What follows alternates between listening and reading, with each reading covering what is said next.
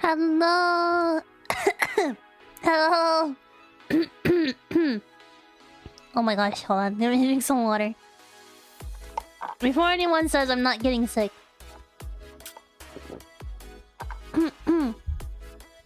Okay. Sorry, I was recording earlier. And it was a really hard song. Hello. First of all, thank you so much for the parrot raid and for the snack raid. Thank you so much, Jun, and thank you so much, Sara, for the raid. Arigato. Hello, Furifuri. Hello. I'm Hoshifuri Iku. Nice to meet you. Alien scientist and Cosmia from... What? Alien scientist and creative from Cosmia. Cosmia の宇宙人、クリエイティブ宇宙人科学者星降いくです。フリフリ。Sorry, I was working and I completely lost track of time. So I set up as fast as I can, so I'm a little scatterbrained right now. Okay. Also, I had prepared my tier list, and then I put all the movies in the order I watched them, and then I switched to presentation mode, and then I decided I didn't like presentation mode, so when I switched back, all the movies are gone. So I had to put them in again, and now they're all completely out of order. But it's okay. The order doesn't matter, so it's fine. Anyways.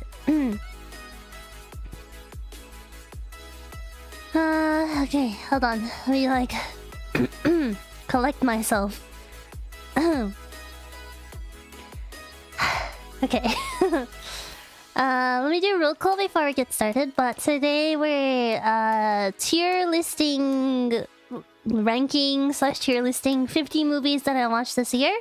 For anyone who doesn't know, I have a goal this year, which is to watch 100 movies.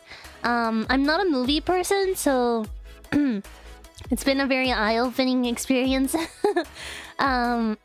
So far I've been enjoying myself, but I have I reached the halfway point. Oh my god, my throat. So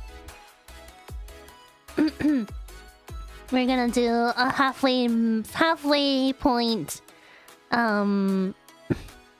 Yeah, halfway point like tier list.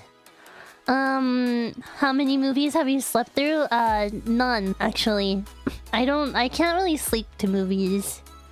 I did find a lot of them boring though, and I did end up like working and like doing multitasking while I watched, quote unquote, watch them.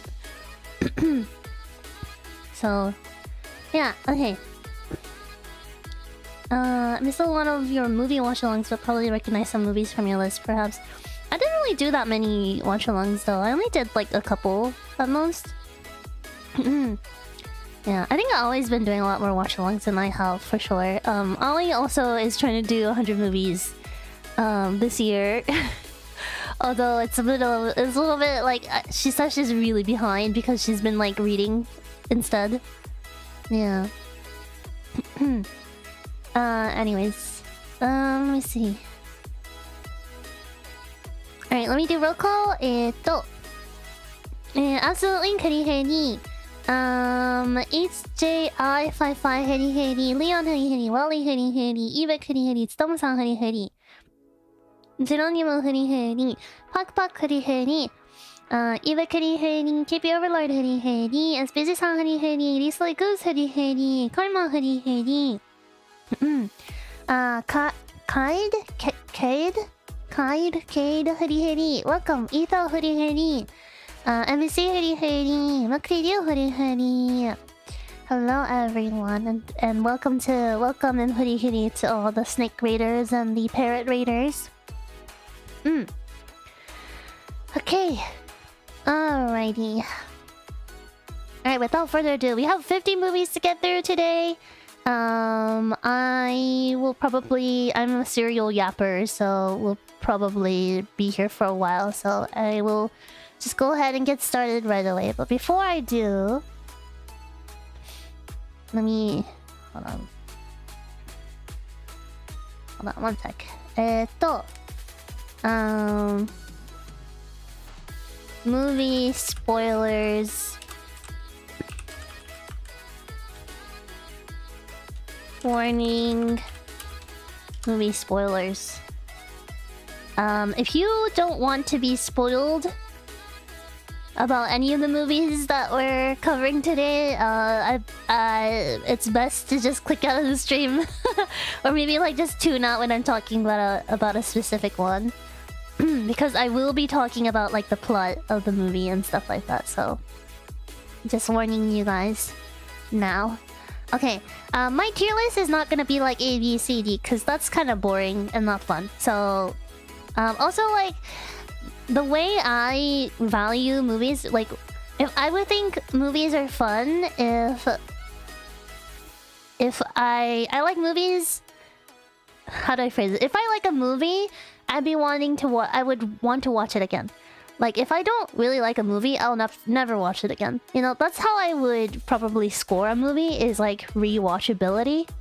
So that's kind of the general gist of the ranking system I have today. And then also, there are some things that are really hard for me to rank because of the nature of the of the movie, but you'll see. Those are on a separate category, but you'll see. Okay, let me show you guys. This is the rank. This is the tier list. Alright. It's a long one. There's a lot of categories. Okay. I can temporarily mute your stream if there's a certain movie. Okay, sounds good. Yeah. Okay, so sorry, hold on. I guess I can make it a little bit bigger. I'll make it a little bit bigger. I think that'll be easier for you guys to see. Oh, wait. Hold on. Let me do this.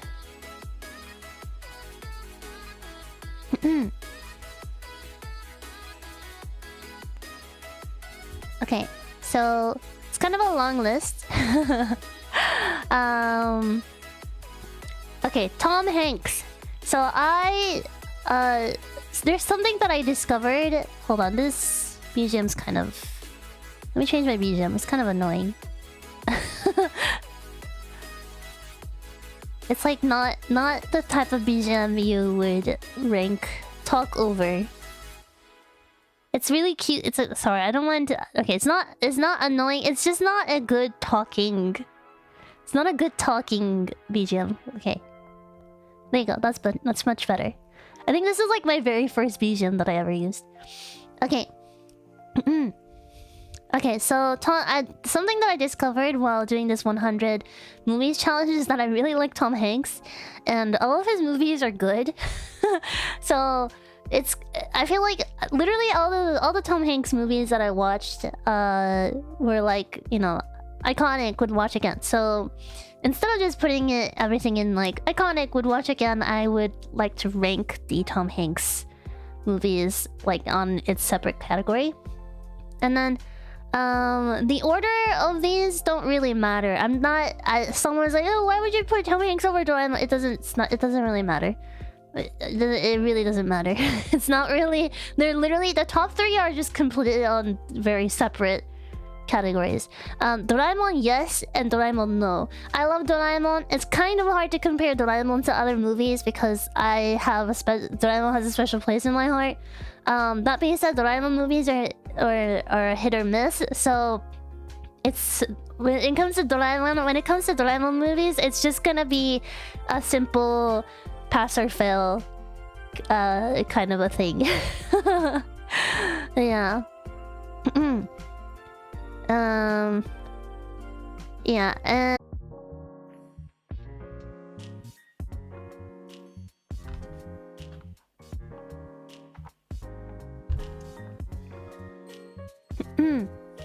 hello? Are we back?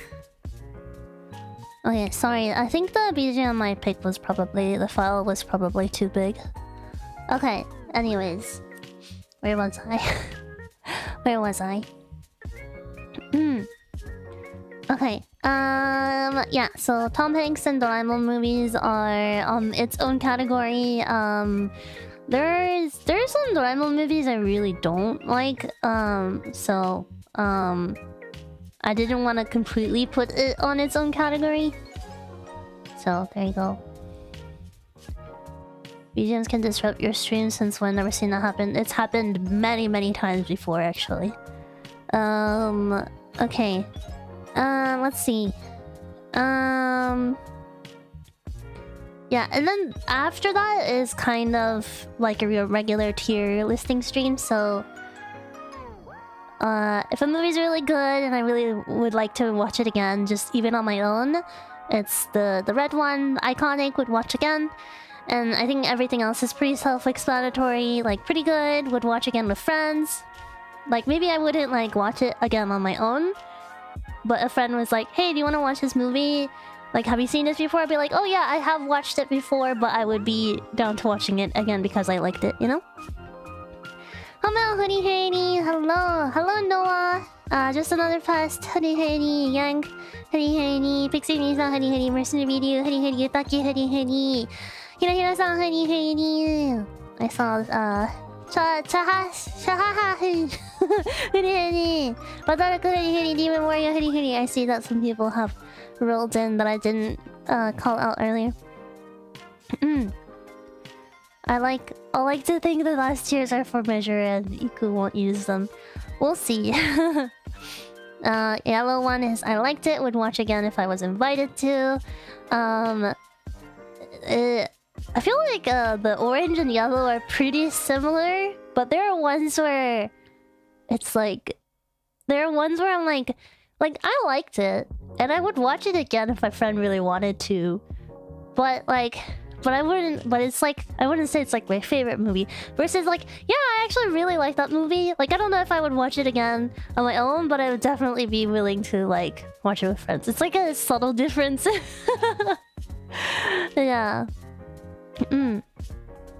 Okay, the green is okay. Would only watch again if I had to. Like a friend really wanted me to like keep them company or something. But usually I would not. Yeah, if it was like oh, have you watched this movie before? Do you want to watch it with me? I'd be like, I have, and it's okay. Like maybe we should watch something else. Like I might suggest something else.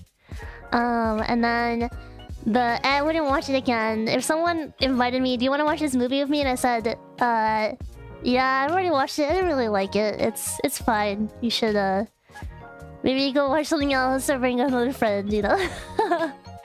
Also kind of similar. Okay and Ed are also kind of similar, but subtle difference. The reason why I put all these like subtly different levels is that there are some movies that I'm just like, you know, I wouldn't say is okay, but and I wouldn't say that I wouldn't say it's okay, but I wouldn't say it's bad. And then there are ones that are like, I wouldn't say that it's pretty good, but I wouldn't say it's okay, you know. Surprisingly, kind of need those medium levels. Okay, and then this is probably my favorite tier. The so bad it's good would watch with friends for the lulz. These are like some of the best movies, even though it's ranked very low. Yeah, there are bad movies that are good, you know. The is the very like I'm confused. I didn't know how to think about it. I didn't know how to feel about it. Type of movies. And then the purple is a waste of time. Like completely, I like wish I didn't watch this movie because it was such a waste of time. Kind of movies. And then Never Again are the ones that I really hated. Like this is like straight up, I hate it. I don't know if there are any movies that would go in here today. But if I could give an example of like Never Again movies, maybe like Saturday Night Fever would be one for me. I would never want to watch that movie again. Never again. Yeah. It's on a black hole, yeah.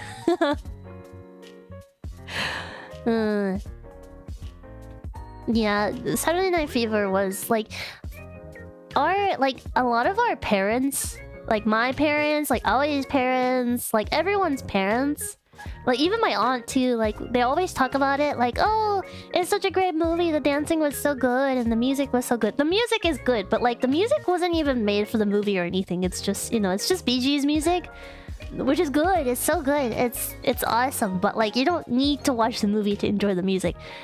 It's not like a soundtrack, and then it's not like an original soundtrack for the movie. And secondly, the dancing's not even good. The dancing's horrible. And they even acknowledge that in the movie. They themselves admit, like, wow, we suck. The dancing is pretty bad.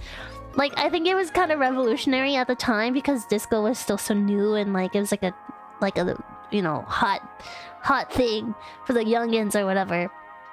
And then the rest of the movie, I know there's like a moral to the story or whatever, but like the way it's delivered, it's so dark. It's really dark, and there's nothing wrong with dark movies, but like the juxtaposition between like all the dancing and the Bee Gees music and like the really dark plot line was so uncanny. I kind of hated it. Yeah, so there you go. Anyways, I love how I'm already talking about a movie that isn't even on our list today. Okay. Anyways, but yeah, those are the categories. Those are the categories. Yeah. And then of course I have all my 50 movies down here. I put them in order, like I said earlier, I put them in order that I watched them, but then they all got out of order, so I guess we're just not doing by order today, which is fine. It doesn't really matter. It doesn't really matter. I just wanted to tell you guys in which order I watched them, but now they got mixed up, so it's fine. Alright. Without further ado, let's get started. I'm gonna drink some water real quick.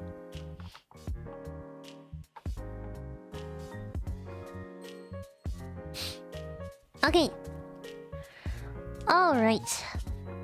Rubber's in there. Yeah, that's the... Here, why don't we start with Rubber then? Because Rubber is something that I watched with Mi-chan and Aoi. It was a watch-along collab. I'm gonna be real honest with you guys. I didn't really like the movie because there's a lot of like animal gore or just like gore in general. I'm not very good at gore. But that being said, it's like a crazy movie.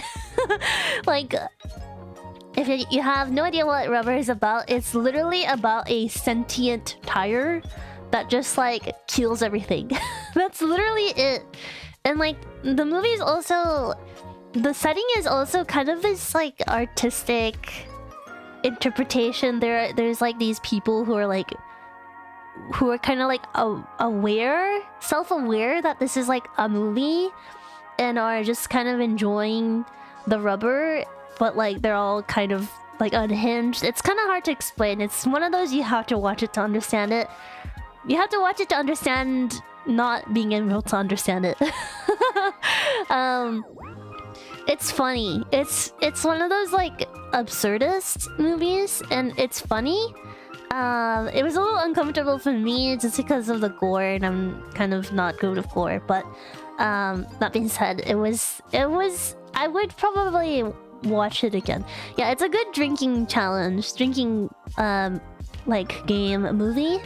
That's literally exactly what we did. We did a drinking game to Rubber. We were just drinking the entire time though. The drinking rules are pretty out there. Yeah. I think like the latter half, I don't really remember what happened because I was pretty drunk by the time we finished watching the movie.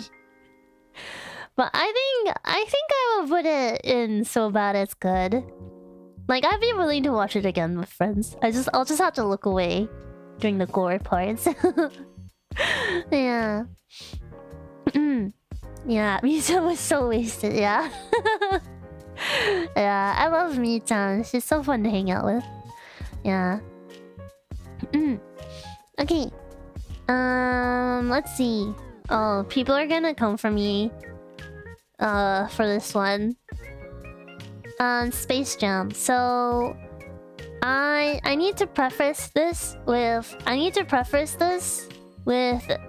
the fact that I don't follow basketball. I didn't grow up with Looney Tunes. I barely know who Michael Jordan is. And I feel like this movie was like the only thing I remember is Lola Bunny. That's all I remember.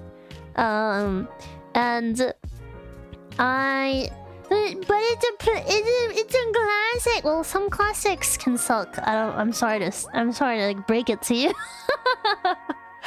But like this is the kind of movie you just had to grow up watching to appreciate, I think. If you don't know anything about Space Jam, you don't know anything about Looney Tunes, you don't know anything about basketball, and you watch it as an adult, I promise you would have the same kind of confusion that I had when I watched this. It was fun. It was fun watching it with Aoi and Meno, just because like the little aliens that was in the movie. we were just like, oh, tag yourself. Aoi's the blue alien, and of course, like the blue alien's the most like my head empty one. Yeah, it was cute. I will say I should probably give the movie props for like the innovation, like the whole, you know, animation and live action mixed together. That's pretty cool. But like besides that, I don't really remember anything that happened in the movie. I would actually, I'm not sure if I would put it in confusion or I wouldn't watch it again. I think it might be this one. Yeah. Yeah. That's I think that's where I would put it. Not growing up with Looney Tunes, I feel old with that sentence. That's because I didn't. My childhood was in Japan. We didn't have Looney Tunes in Japan. I grew up with Hamtaro and Pokemon and Doraemon and Sazai-san and whatever else. Have you seen Who Framed Roger Rabbit? No, I have not. I know it's very like similar in that it incorporates cartoon and live action. Maybe you'll watch that this year. Who knows? Who knows? Yeah. Yeah. No JP dub Looney Tunes. No. I think the closest thing I watched to Looney Tunes was Tom and Jerry. Cause that one doesn't even need subs. Or dubs. Subs or dubs. They're not I know that! I know that is not. I said the closest thing to Looney Tunes. Yeah. I also didn't like Tom and Jerry when I was growing up because I felt so bad for Tom. It made me really sad as a child. I don't think like I feel like if you grow up in Japan, you don't really grow up with like crude like cartoons. So it was really weird watching Tom and Jerry for me. Hi Meiko! Scary movie. Hi Meiko! Hello. Oh, I'm so sorry. I don't know if I could put scary movie in S tier, but we'll see where it goes. We'll see how it goes. I think it might be in confusion for me. It hurts. I'm sorry. Tier list making streams are you know, it's to upset people, right? Yeah. Anyways. Moo they're just trying to do his job, right? Tom is so cute. I don't know. Anyways. Already happened with Space Jam. Space Jam is... I don't know what else to tell you. I think it's one of those like nostalgia movies. It's like how I feel about Jurassic Park. If I grew up with Jurassic Park, I'm sure I would have loved it. But I didn't, so I thought it was okay. But every time I say that, everyone's like, oh my god, I can't believe you hate the best movie ever! I'm like, I don't hate it, I think it's okay. And they're like, how could you like it? How could you just like it? How could you love it any less than love it? And I'm like, I don't know, it's a nostalgia thing, I think. Nostalgia is a strong emotion. It's a very strong emotion. If you grew up with something, you're gonna have a bias, you know? Yeah. I didn't think Jurassic Park would be a nostalgia one. I thought it holds up. I think the graphics are amazing. Like as a movie, I think it's pretty cool. But like as a plot, like I don't know. The plot of the movie was pretty like, oh, okay. I don't know. I thought there was more at stake when I first went into watching it, and then it's just kind of some guy recreates dinosaurs and fucks up, and that's kind of it. I don't know. It was okay for me. Life finds a way. Yeah, life finds a way. Therefore, you can deal with my opinions. You can live knowing that I don't like your favorite movie, and you'll be fine.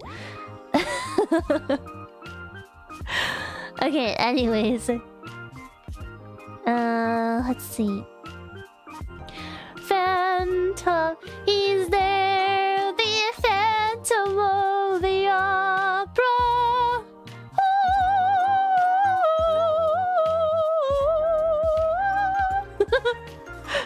I love Phantom. I really enjoyed this movie. I love musicals. I don't know. Would I put it in like on iconic? Hoi! Why did you delete it, SPC-san? You should have kept it. Hoi! You should have kept it. I loved it. I'm gonna put it in iconic, not gonna lie. I love musicals. And this, like, so I haven't watched the original like Phantom of the Opera musical, obviously, so I can't like compare it to the original. But I think the movie was really good. I think the movie did a really great job of like capturing the story and the aesthetics and like the essence of Phantom of the Opera. I think it did a really good job. I think Gerard Butler's voice maybe like, you know, could have been better, but still, he's not, you know, trained in opera or anything. It was really good. Yeah, I really liked it. Yeah. Yeah, everyone's upset about Space Jam. It's okay. You guys will live. You'll be fine. It was like 1920s. Okay, and? What does that have to do with this movie? It's a very old tale. Yes, I am aware of that. I am very aware of that. Thank you very much. Yeah, it's good. I really liked it. If you have never like been like, if you don't know what Phantom of the Opera is about and you kind of want to know, I think this is a really good movie to watch. The 2004 version. It's very good. The like visuals are so beautiful. I highly recommend it. Yeah, I'll put it iconic just because the story itself is already iconic and the movie did a really good job. It was a very faithful adaptation, in my opinion. Yeah. Don't remember Space Jam at all. Yeah. I mean, like I said, it's like a lot of people watched it when they were really little. I watched it as an adult. So, it's an eh for me. My attitude. Yeah! Yeah.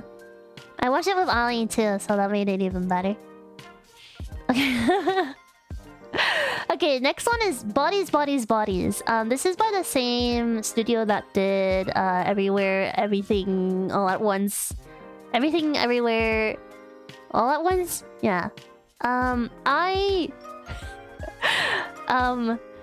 It was actually really good.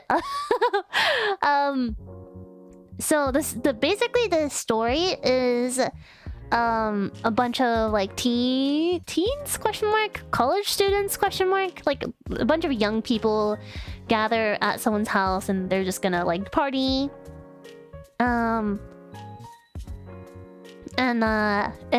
But like they all kind of have like beef with each other, so it gets really complicated. I don't know what American Pie is. I've never watched American Pie, so I wouldn't know. But this is the one with the shocking ending. I don't know about that. I wouldn't call it a shocking ending. It's kind of like a kind of ending. Yeah. Did you give me a... Yeah, I've talked about it before. I talked about it around the time I first watched it. But basically, like, it becomes like a kind of like a murder mystery.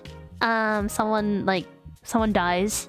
Someone dies, and then they all kind of like turn against each other, and like so everyone's kind of like on self-defense mode. So like people like start dying and killing each other and stuff like that. And it's like very high, emotions are high constantly, and they all get like paranoid. It's like mass hysteria. It's very interesting.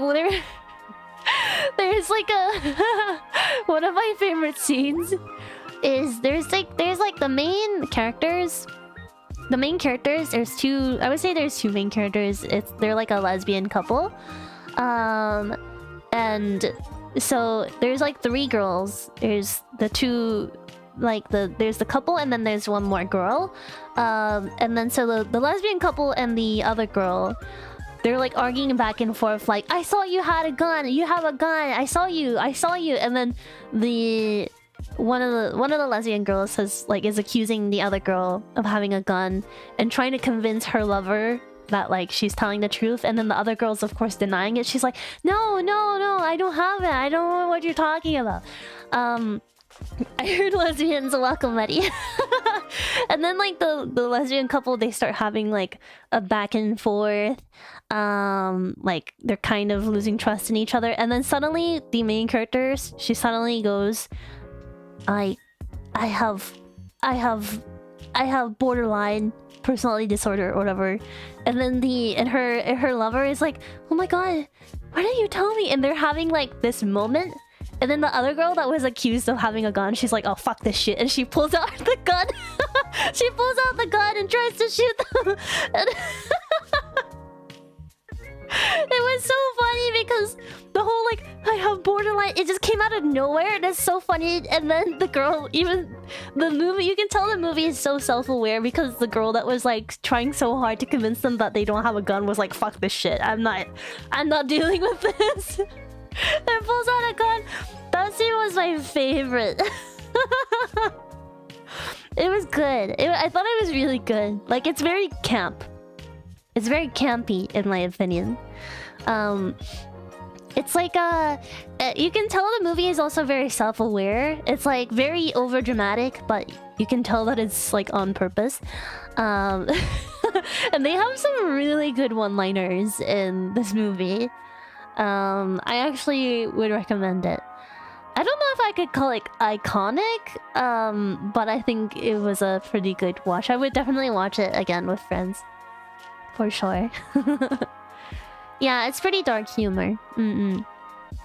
Yeah, 824. Yeah. 824. Yeah. So, I mean, if you want to watch, like, annoying young adults killing each other, this is a good movie for you. Alright, scary movie. Sorry, Michael. I'm gonna have to put scary movie in, confusion. So, I really like parodies and I really like comedy. But I don't think the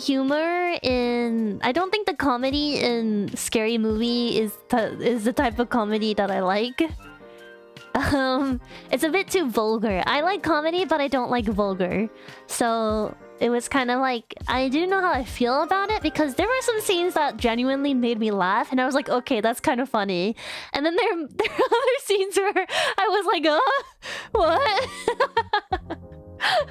Like, the scene where she's like, okay, there's like a scene. So Scary Movie is just, it's a comedy parody. And it just parodies basically every scary movie. Right? So it's very like it's very unserious. It's like a horror movie, but it's very unserious. There's like a scene where this girl is being chased by like a masked killer, and she's running away. She's running up the stairs and she's like knocking stuff down to slow him down or whatever. And he at first it's like, oh, like a lamp or like a chest or something, but then she throws down her grandma. Like, I feel horrible for laughing, but it's so funny because she was like, oh hi sweetie, and she gets knocked out. And even like the killer looks so confused, like, hey, what, bro? It's so good. You know, those kinds of like silly, lighthearted comedy, those parts I really liked. But then there are parts where I genuinely didn't know what to feel because it was so like shocking and confusing. And there's like nudity, which I wasn't expecting. There's like a scene where like, I don't know if I should even say this out loud. there's a scene where someone's dong goes through one person's ear and out the other. It's really like vulgar.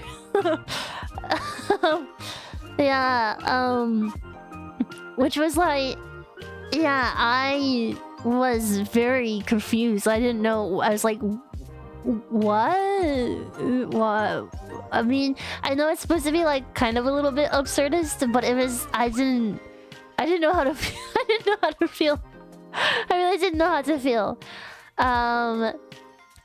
Like, I'm not even innocent. Like, it's fine. Like, I'm not easily offended by nudity and stuff. If anything, like, you know, there's a lot of movies in this list today that had a lot of nudity. But in terms of that, I was like, what the hell just happened?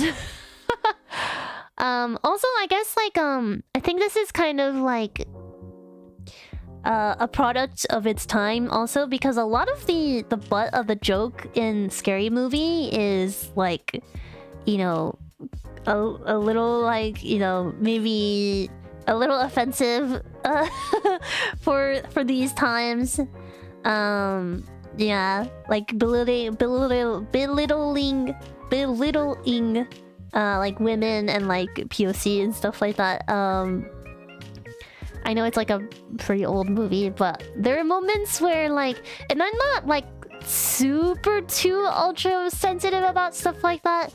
Like, obviously I don't agree with it, but I can, you know, I can kind of ignore it on a surface level usually. But there are some that were like, okay, that's kind of fucked up.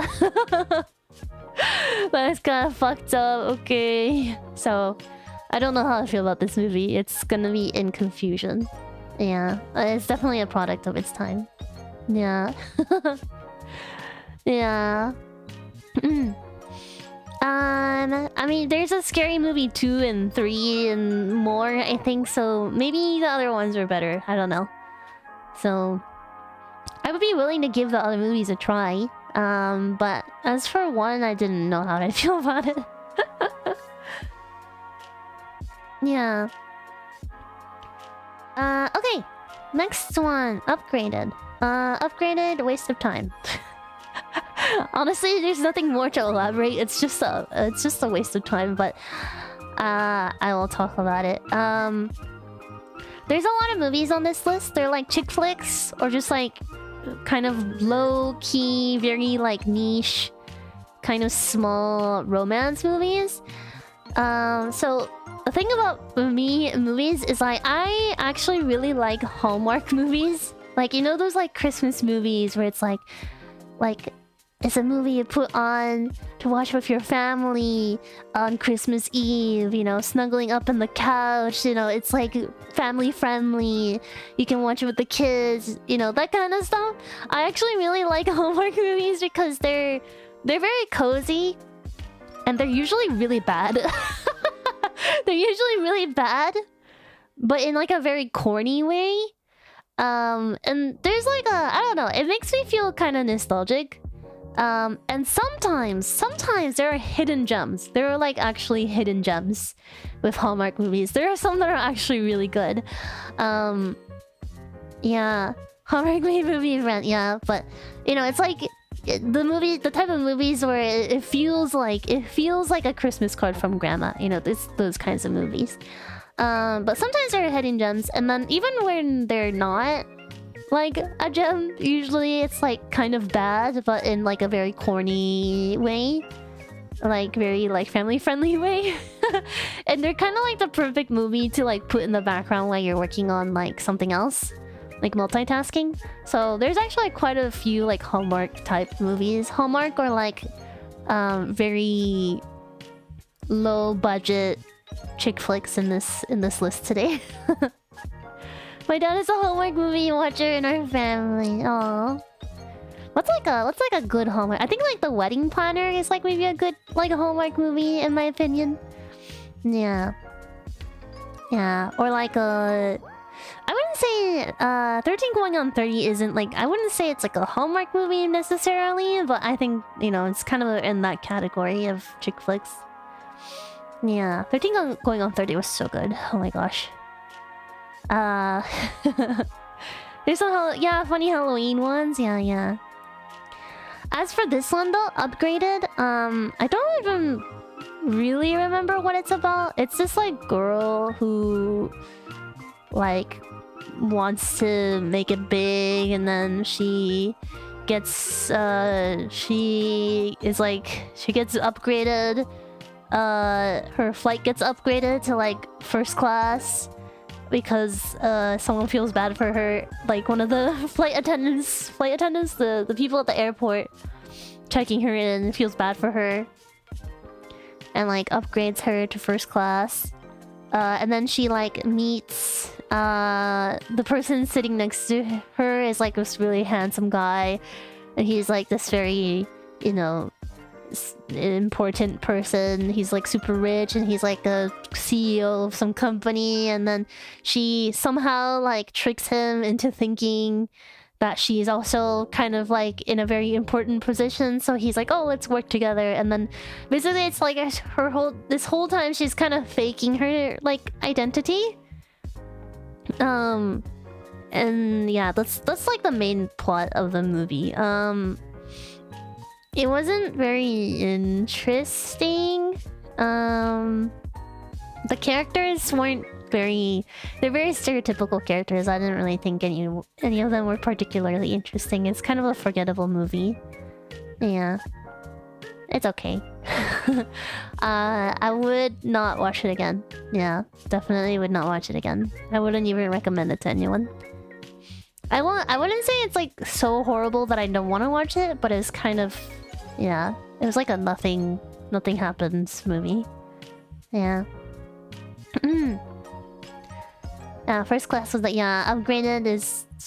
I guess, like, upgraded, the title is, like, because she gets an upgraded flight, but also, like, her whole life gets upgraded because she meets this guy.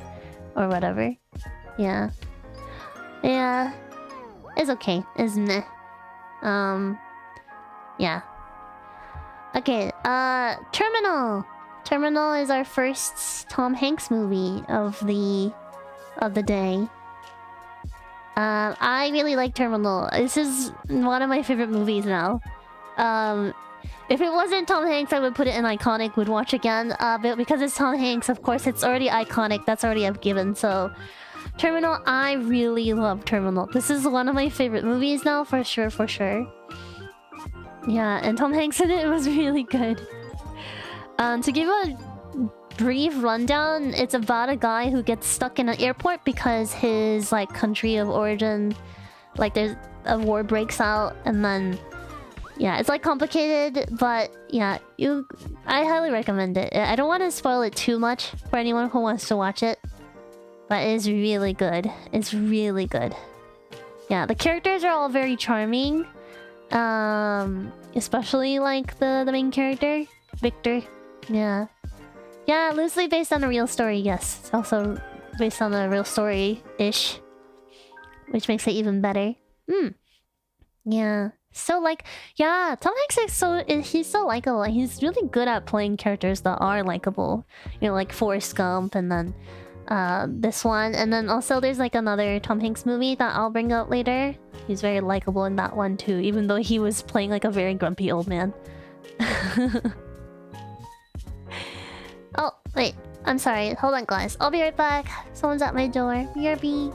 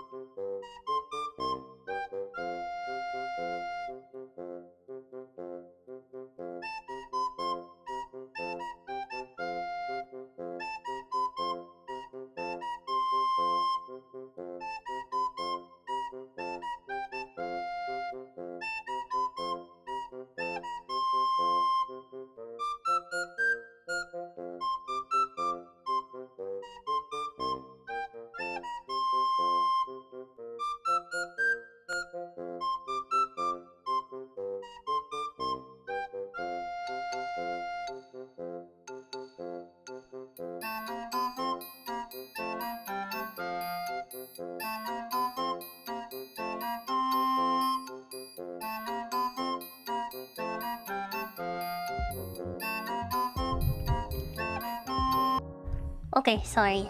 I might have to I might have to leave again a little bit later. Okay. Where was I? That terminal. Watch the terminal. It's good if you haven't already. Okay. Okay, next one. This is the first movie I watched this year. It's Trolls Band Together. It's iconic. I would watch it again anytime. Trolls Band Together is actually so good. If you like musicals, it's a great one. Trolls is a great... I have never watched Trolls 1 and 2, but I kind of been meaning to watch it because I really enjoyed this one so much. It's hard to explain. Obviously, it's like a children's movie, right? And like, there's nothing, you know, I'm not really like, you know, I don't think the trolls are super cool or anything like that, but it's all about the music. It's all about the music with this one. The music is so fun. Music is so fun, and the characters are charming. The characters are charming, but I think it's like the like art direction and the music that really sells this movie. But there was characters that I really liked in this movie. In Trolls Band Together, it was like the villains. I really liked the villains in this movie.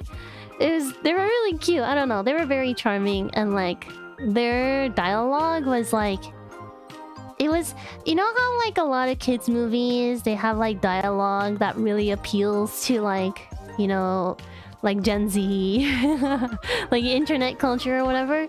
And there's a lot of that in this movie, but like it felt pretty natural. Like a lot of movies that have like dialogue and like script that is like very influenced by internet lingo, like like colloquials. I don't know what the other term is.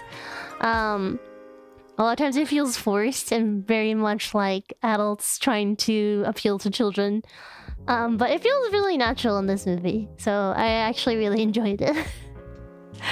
I started the third one because I was told that you don't have to watch 1 and 2 to watch this. It was trending on Tik Tok at the time as well, which is why I watched this. Yeah. Hello, film critic Hime and Ikumin. Hello, Alex. Welcome. Colloquialisms. Yes, that's what I wanted to say. Thank you very much. Thank you. Yeah, that's the word I was looking for. Yeah, I don't know. Like, I know you guys might see this and think, oh, that's such a kid's movie. Why would I ever watch that? But like, low-key, if you like music, go watch it.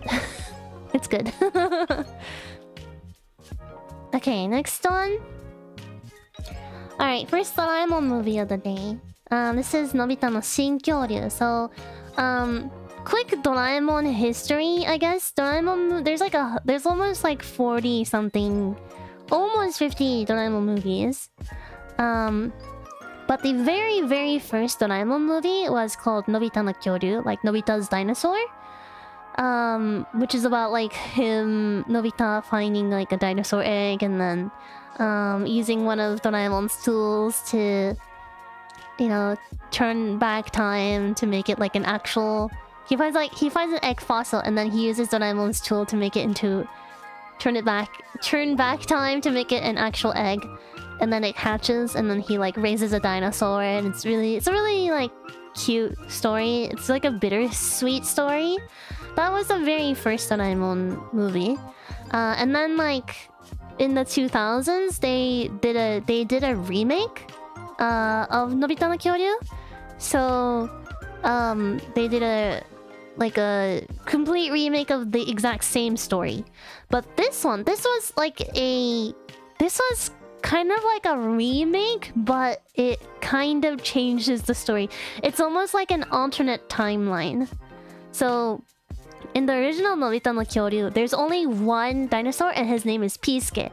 He's like a really cute dinosaur, whatever. But Nobita no Shinkyōryu, this one, that I actually did a watch along for with my JP Ikumin. But this one, there were 2 dinosaurs, and it was a different story. Even like the way it starts is the same. He finds like a fossil, he turns it back to a regular egg, and then it hatches, and then he raises dinosaurs. Like that is the same, but like it's like completely different dinosaurs, and then there's 2 of them instead of 1. And like the overall like plot that follows after it was completely different. And like there was a scene that made me cry. I was sobbing because you know, like, because this is like a different story. It's not Piisuke. It's not the original dinosaur. It's not Piisuke. It was Q and Mew.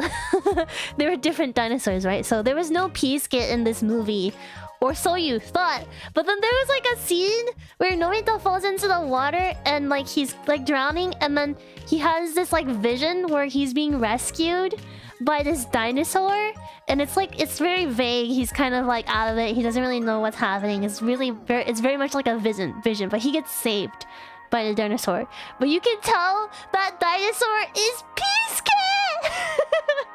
So like this movie is a really great movie if you know the original movie, because I'm gonna be really truthful. This movie is only good because of that scene. Like everything else was like, it was okay. It wasn't bad by any means. Like it was not bad by any means, but it was just okay until that scene happened. That scene, it feels like cheating kind of, because it's like, I go back to the whole nostalgia as a very strong emotion thing. Like if you grew up with watching Piisuke, you're gonna be like, ah. I cried the moment I saw that. I was my eyes were watery. I was sniffing. It was crazy. Yeah. So this really feels like this movie really felt like, oh, we're gonna rewrite the story so it's better for like the children of this age, but also we're gonna include a scene that pays homage to the original and has a cameo from Piisuke to appeal to the older generation that grew up with the original movie, basically. Yeah. So I don't know. I think if you are a Doraemon fan, this is a good movie. If you're not like really, if you don't really know anything about Doraemon, this is maybe kind of like it's okay. It's an okay movie. But if you like Doraemon, this is a pretty good one. Also, the animation is really nice. Yeah, I agree with you. In this human. Yeah, yes, Frieza-san understands. Yeah. I actually haven't watched the remake. The remake that came before this one. I haven't watched that one, so I might watch that one sometime. Yeah. Oh. The Easter egg, yeah. Oh, it's pretty good. It's good stuff. So that's a Doraemon yes from me. Oh my god, okay. Next one is Jennifer's Body. So this is iconic. I love this movie. So Jennifer's Body it's a horror movie. And it's like the main character, she's like a high school student, right? And then she has a best friend named Jennifer. She's like the hottest girl in school or whatever. Yeah, Megan Fox. Yeah, Megan Fox. Yeah, I don't know why people are like, oh, Megan Fox can act, because she's such a great actress, especially this one. She's so good. But basically something happens and Jennifer, she kind of gets possessed by a demon, and shit happens. Yeah, like boys go missing and stuff like that. It's really good. Also, I can see this movie being like a queer awakening for a lot of people, because there's like a couple scenes in this movie where it's like, you know, there's some like lesbian tension. Yeah, I don't know, but it's so iconic. I really liked it because there's some really great one-liners in this movie. The comedy, I love the comedy in this movie. It was so good. Yeah, and like the comedy, there's like lighthearted scenes and like hints of comedy, but it doesn't overshadow, it doesn't like take away from the horror like aesthetic of the movie. Like, you know how some like horror movies have comedy and it kind of just ruins the vibes of the, you know, it kind of ruins like the good atmosphere, you know? This one doesn't do that. Like, comedy is like very in tune with the rest of the movie, and it's kind of, it's like memorable enough, but it doesn't take away from the overall theme. Yeah. I can't word for word quote all the one-liners, but there's like one that I particularly really loved. Anyways, also Amanda Seyfried is the main character, and I love Amanda Seyfried, so bonus points. AKA Karen from Mean Girls. So bonus points. Yeah.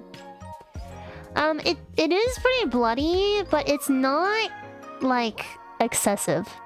It's not that excessive. Yeah.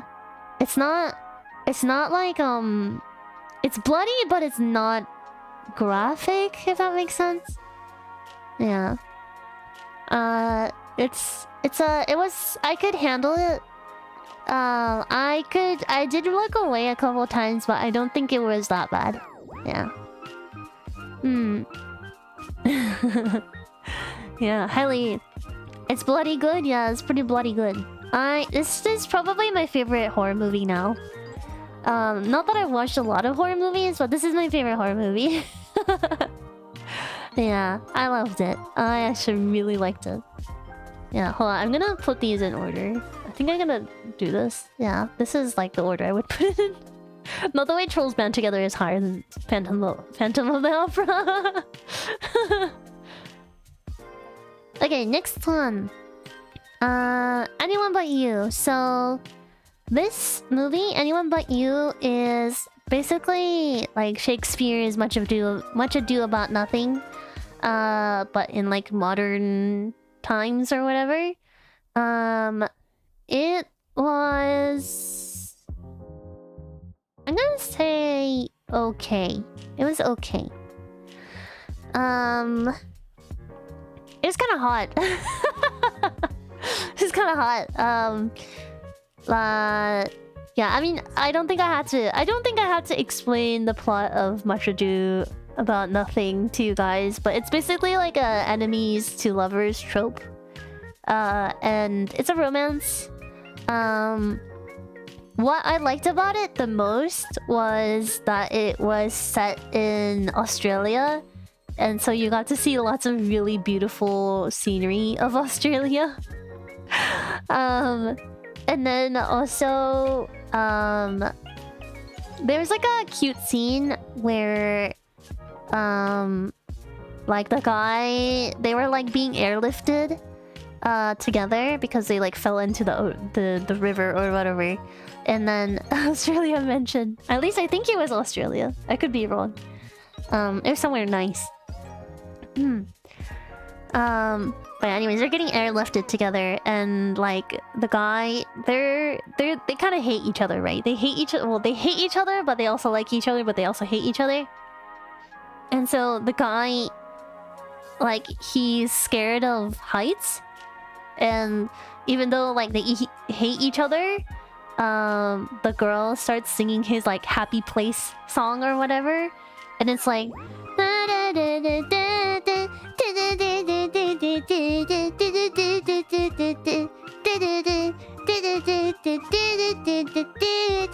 I forgot what that song is called. I'm having a brain. Natasha Bedingfield. Unwritten. Yeah, Unwritten. Yeah, it was Unwritten by Natasha Bedingfield. Like, that scene was cute because, you know, they're not like singers or anything, so like they're like kind of badly singing Unwritten while they're being airlifted, and I thought that scene was actually really, really cute. Yeah. All I can do is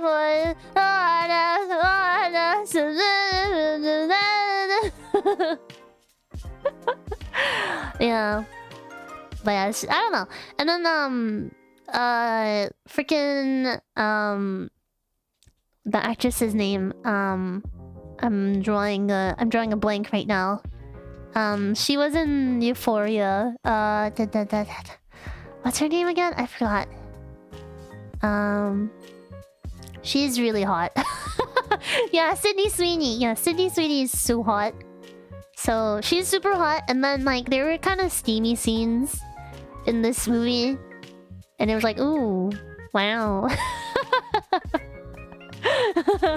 Oh wow, yeah, ooh la la. So I don't know. It was kind of out of like the romance movies that I watched in this list. It's kind of one of the better ones, I would say. But I wouldn't like go out of my way to watch it again, though. Yeah. Yeah. That's about it. Yeah, it's okay. It's a pretty standard movie. Glenn Powell. Who's that again? Is that the guy? See, I can tell I'm not into men. He's okay. Yeah, he's a dude. Yeah. Okay, next one. Kill Me If You Dare. So this one, I wanted to watch this one because I was trying to watch movies that were... You know, I think I only watch Japanese and American movies, and I kind of wanted to change that. So I wanted to watch a movie from a different like country. So this one is like a Polish movie. 2D men don't count. Sogo does. Okay, first of all, Sogo, I'm not attracted to Sogo in that way. Okay, he's my idol. He's my inspiration. He's my muse. But also 2D men don't count. 2D men and real men are two very separate things. We all know if it was a 2D man and a 2D girl, I would choose a 2D girl, or a 2D man. But if it was a real life girl and a real life guy, I would choose a real life girl any day. Although I like my 2D women as well. Anyways, yeah, this is a Polish movie. I watched it in English dub.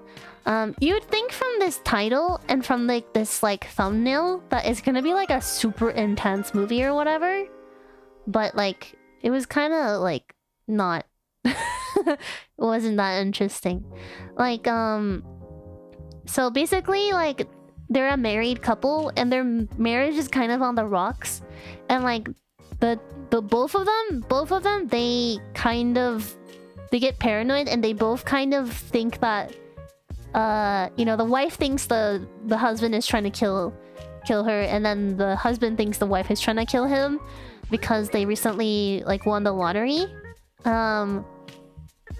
So like it's just like so the whole movie they're like kind of trying to kill each other but also not.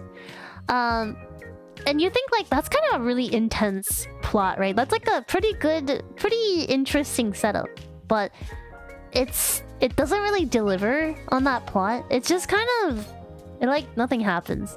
Like they actually kind of just really like each other for most of the movie. Yeah. So it is a good plot for a movie, but it doesn't really deliver on the plot. Yeah. Spy Family on steroids. I wouldn't even compare it to Spy Family. It's just kind of, I don't know. And like the worst part is like they both have like a friend that like puts these wild ideas in their heads. So like really the whole issue with like their relationships was not with each other. It's just like they have terrible friends. That's it. So yeah, it's kind of like it's not even like a what just happened. It's like what just didn't happen, you know? It's kind of like movie. I wouldn't watch it again. I wouldn't say it's like a waste of time completely, because I just kind of enjoyed I did enjoy some of the antics, like, oh, I wonder what's gonna happen next, kind of. Even though it kind of, you know, fell through a little bit, I was a little bit intrigued by like, oh, what are they gonna do now? Like, what's their plan now, kind of thing. I was a little bit intrigued. Also, it was nice watching like actors that I don't know anything about. I think all the actors did a really good job. Yeah, it is cool because it was a Polish movie, so yeah, we got to see some cool parts of Poland.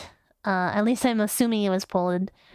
Yeah, it's pretty cool in that aspect. So I wouldn't say it was a complete waste of time, but it was kind of eh. Wouldn't watch it again.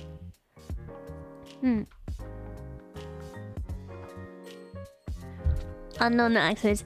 I think they're pretty famous actors in Poland. But again, I wouldn't know. Like I said before, I watched it in English dub, so I didn't listen to their original voices. Okay, Princess Bride. I feel like this is also gonna upset some of you guys. I guess this one. Yeah. The Princess Bride. I watched this with Ollie on her channel as like a watch-along collab. This is also one of those like nostalgia is a very strong emotion kind of thing. Like I didn't grow up with this movie. First and foremost. Also, I think this movie was like written for boys. It's I don't know. I think like this is like movies. There's like a movie for boys in my opinion. That's how I felt about it.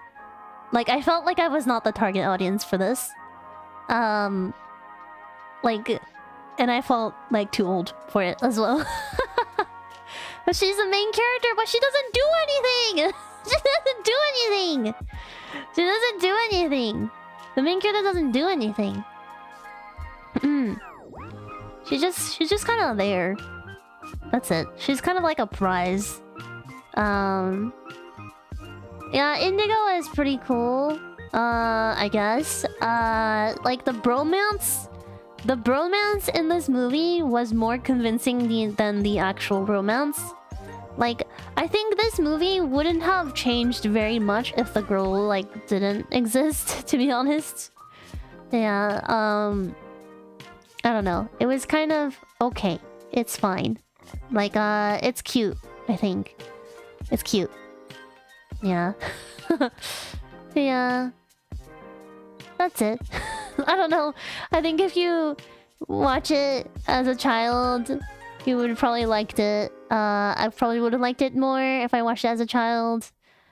But yeah, I'm okay. Also, I really wanted him to shave his mustache.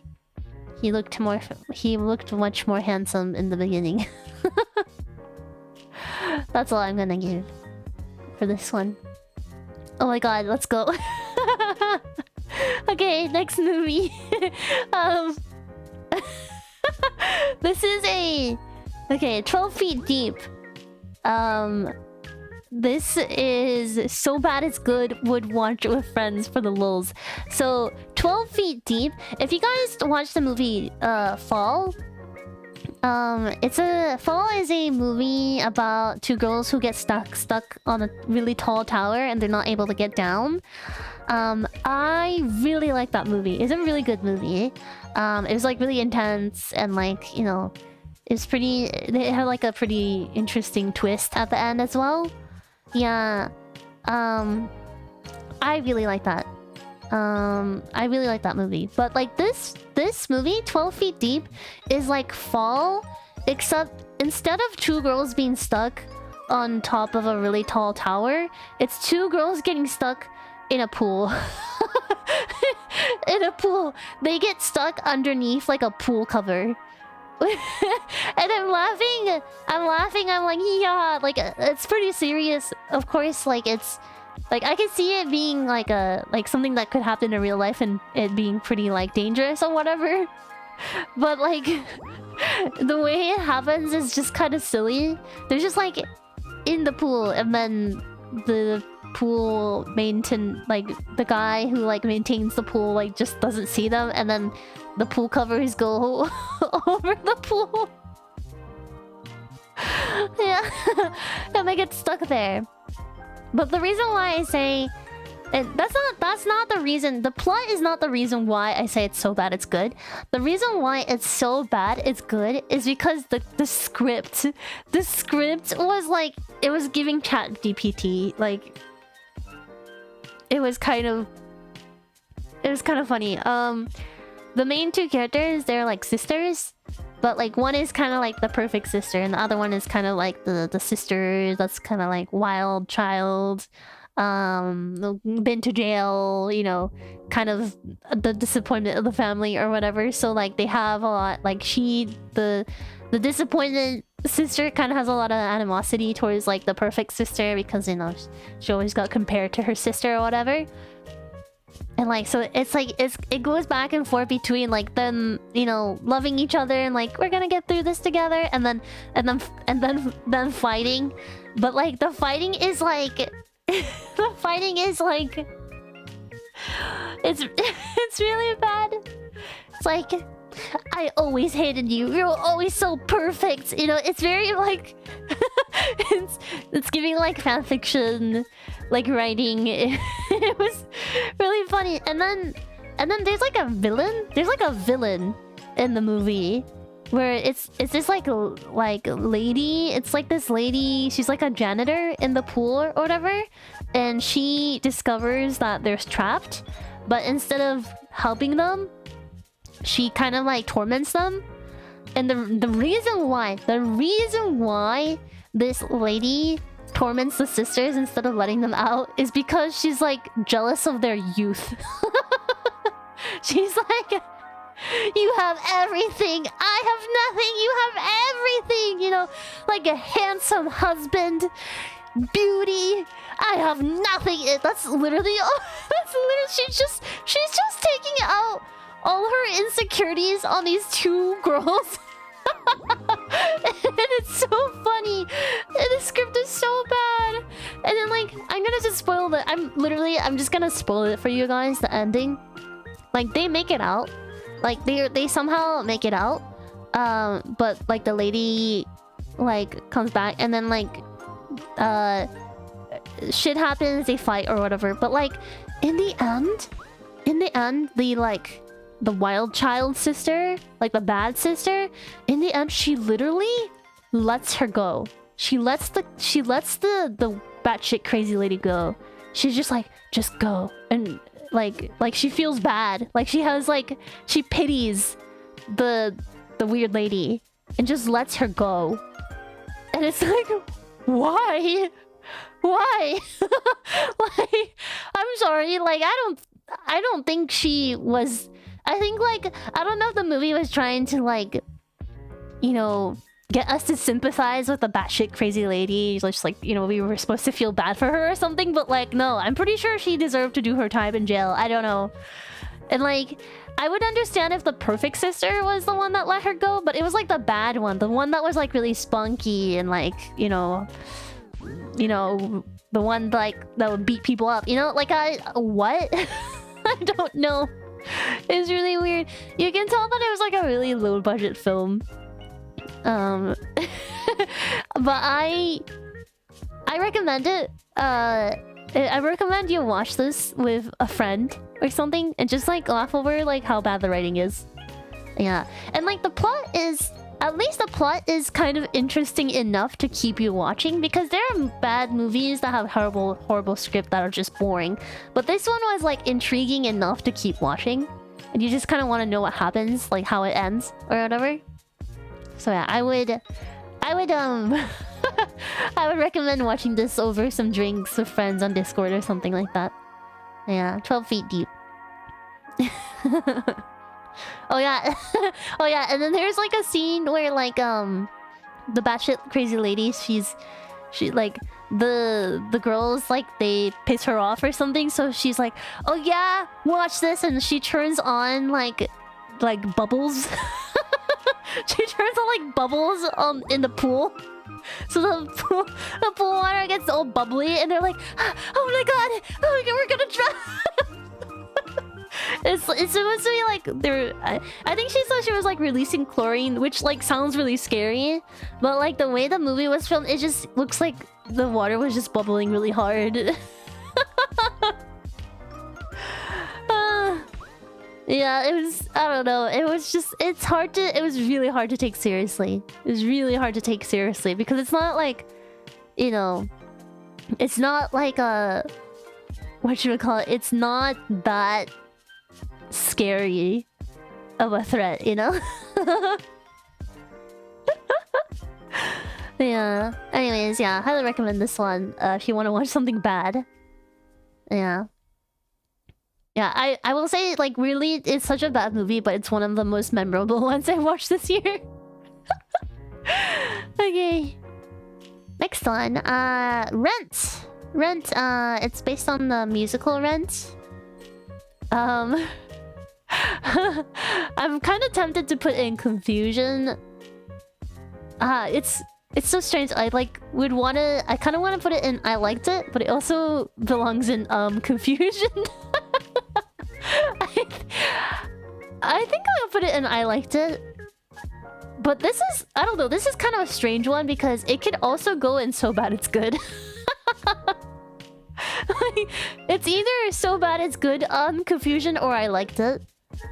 But the thing is, I don't think it's bad. I don't think it's bad per se. So I think it goes in I liked it.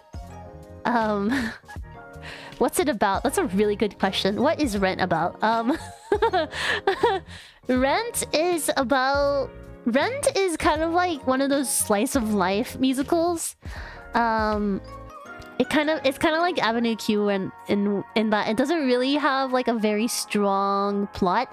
But basically, Rent follows a group of like really young adults, and like they're 500,600 minutes.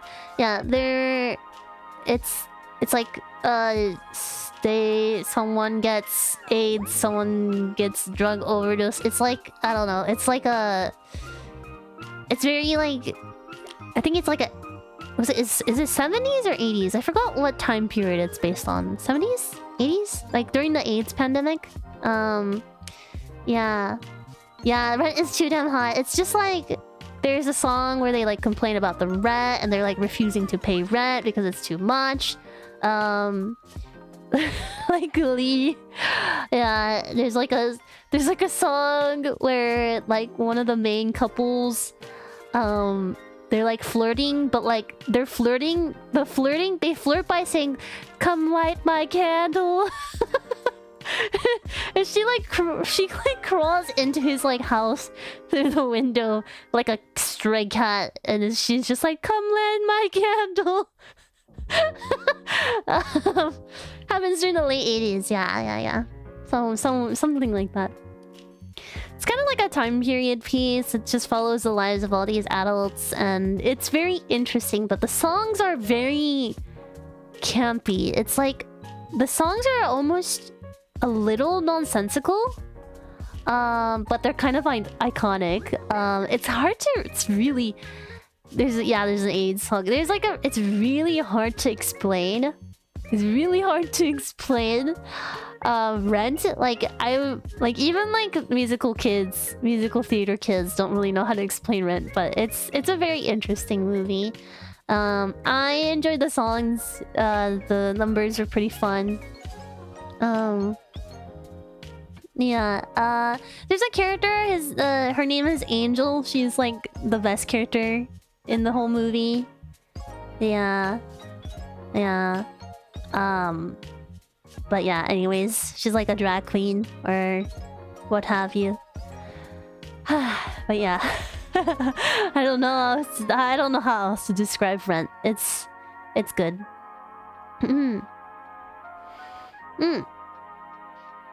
Okay. Next one.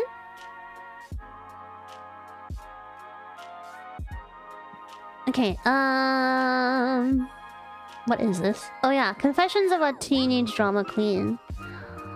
I would say it's a waste of time. So there's a lot of movies on this list. Well, not a lot, but there's some movies on this list. And they are movies that I wanted to watch when I was a young girl, and I wasn't allowed to watch it. So we had Disney Channel or whatever, and I used to watch Disney Channel when I was little. But like they would have like movies on sometimes, like kind of later in the evening, like 6, 7, 8 p.m. or whatever. But that was usually my dinner time, so I wasn't allowed to watch these movies. And I really wanted to watch them when I was little because I thought they looked really interesting. But I was never allowed to watch them. And this was one of them. This is one of the movies that I wanted to watch when I was little. Yeah. And it's called Confessions of a Teenage Drama Queen. This is when Lindsay Lohan was like really poppin'.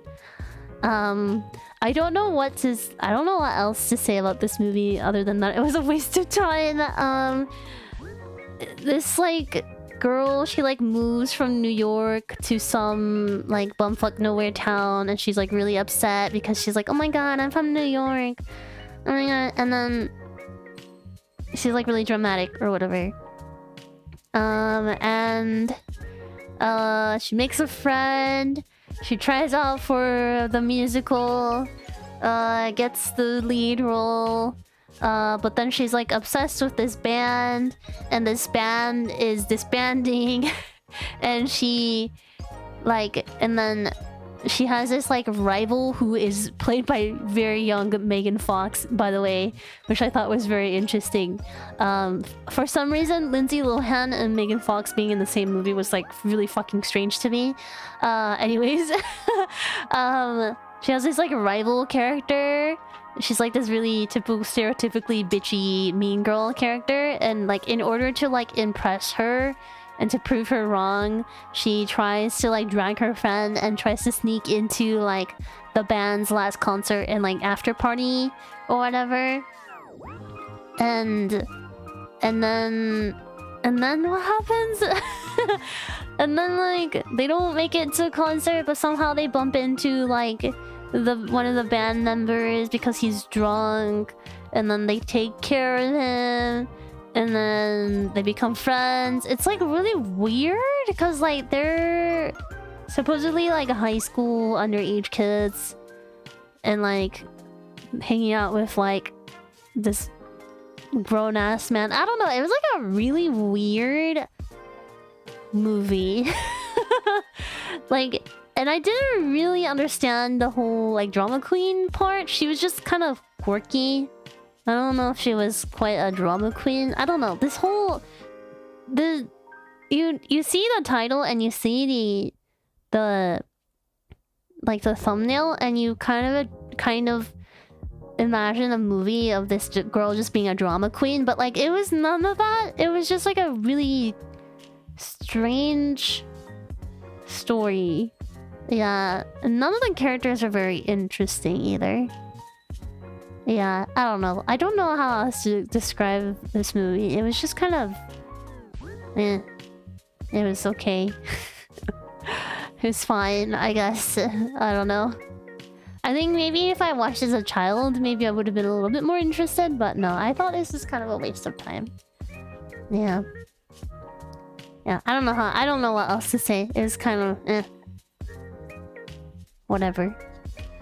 However, the next one, Catch Me If You Can. I'm gonna put this under... I know the lead role is by DiCaprio, but Hanks was the supporting role, and I'm gonna put it in Tom Hanks category. I think I like The Terminal more, but I really liked Catch Me If You Can. That was a really good movie. I really enjoyed that. Yeah, that was a pretty iconic movie. Really liked it. Yeah. The quick plot summary for those who never watched it is DiCaprio character. He's like a young guy. He basically like he's just like really good at frauding people. He's like a master fraudster. And then Hanks plays like the police officer who's trying to track him down or whatever. Yeah. That's really about it. Like, it's just a really intense chase. Yeah. But it's very clever, I will say. Yeah. That's about it. It was fun. Yeah, it's a fun movie. It's a little bittersweet as well. Yeah. He fakes being a pilot. He fakes being like a doctor. He fakes being everything. He fakes being a lawyer. Yeah. It's pretty interesting. Okay. Oh, okay. 50 first dates. Okay. This was a pleasant surprise. I'm gonna put it I liked it, would watch again if I was invited to. So 50 first dates. I feel like this to summarize how I felt about it, I felt like it was like a romance. It was like a romance movie for guys. Like some of the comedy was pretty vulgar. But like weirdly enough, the story was kind of charming. And there were parts of the comedy that was like kind of actually funny. Yeah, it's like the comedy is very like American vulgar comedy, but yeah. Yeah, so Adam, like, yeah, imagine like Adam Sandler, like that kind of comedy, but the plot was actually kind of enduring. So the plot of this movie is that this girl, the movie is set in Hawaii, by the way, which makes it even better. But yeah, typical Sandler humor. Yeah, but this girl, she's just like really sweet girl or whatever. But she loses her memory like when she goes to sleep. So she'll like wake up and then like she thinks that it's like October, like. For the sake of, I don't remember which day it was, but for the sake of this conversation, let's say she wakes up every morning thinking it's October 1st, and then she goes through the entire day, and then she goes to bed and she forgets everything that happened, and then she wakes up again the next day thinking that it's October 1st again. So she just like loses her memory every day when she goes to bed. And this guy, the main character, he falls in love with her. He meets her at like a cafe and they really hit it off, but then the next day like she doesn't remember him and like she freaks out because this guy is just like approaching her. And then he learns that like she, you know, doesn't remember and forgets, and it's about him like winning her heart over every day, and he also gets close to like her brother and her father. Yeah, I like Memento. Yeah. Yeah, it's I think this kind of like plot, there's like issue on friends and stuff like that. It's not a like unique plot, but I think the delivery was pretty good. The characters are actually very charming. Yeah. Yeah. And one of my favorite parts of the movie is like he's really trying to win her over. Yeah, he's really trying to like talk to her and like go on a date with her every day, so he has to win her over every single day, right? So one of the tactics he does, because she does the same thing every single day, like without any changes, she does it every single day. So the guy waits for her to drive by, and then when he sees that she's driving by, he gets one of his friends to pretend like he's getting beat up, like his friend is beating the main character up, like just pretending or whatever. So the girl stops her car and gets out to help him or whatever, right? And like he's thinking, oh great, like this is like a great conversation starter, like oh my god, thanks for helping me, thanks for saving me, let me take you out to coffee or something. But she instead of like just chasing like the friend off, she like pursues him and beats him up. You feel so bad for the friend. And she's like, oh, are you okay? Are you okay? Like, and then she like goes back to beating him up. And it's so funny because she's like this really sweet girl. She's just like a really sweet, bubbly girl, but she's like, oh my god, are you okay? And then she goes straight to like beating him up and like kicking him in the balls. It's so funny. Oh my gosh, yeah. And there were like a couple moments like that was like actually genuinely kind of funny. But the ending was actually kind of like, whoa, like it's kind of a really sweet ending. Yeah. Say another friend. Yeah, I don't know. It was a pleasant surprise. Like in the beginning, I was like, oh, I'm not really vibing with this like kind of humor. It's a little bit vulgar for my liking. It's giving like scary movie.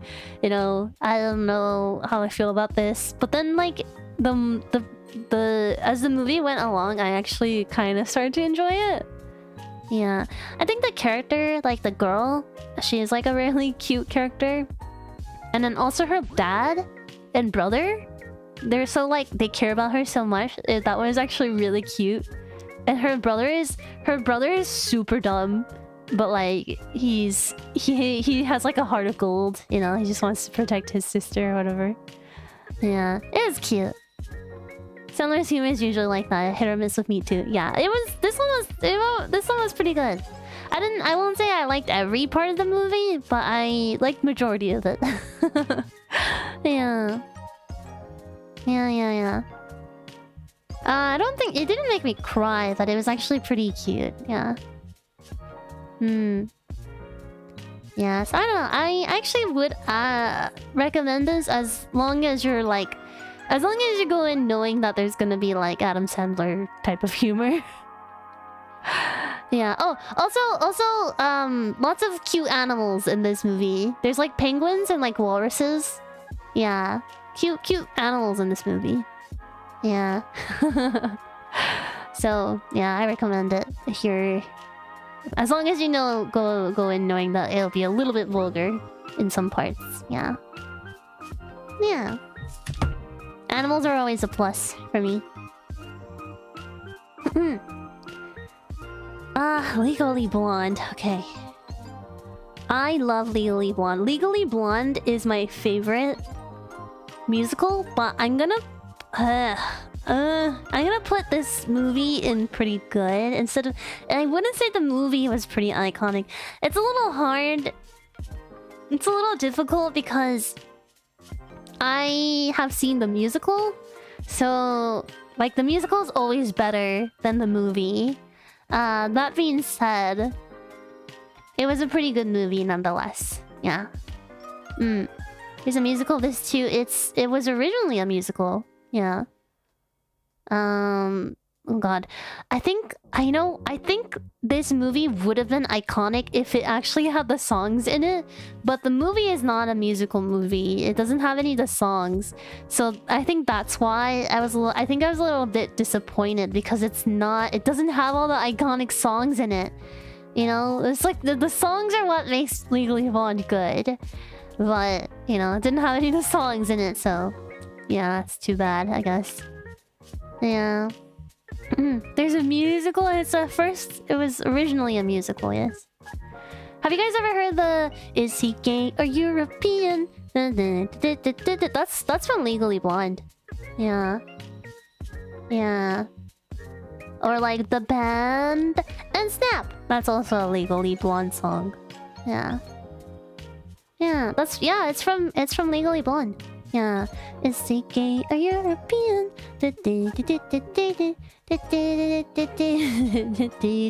Yeah. Yeah, that's from Legally Blonde. There's a lot of iconic songs from... really iconic songs from Legally Blonde.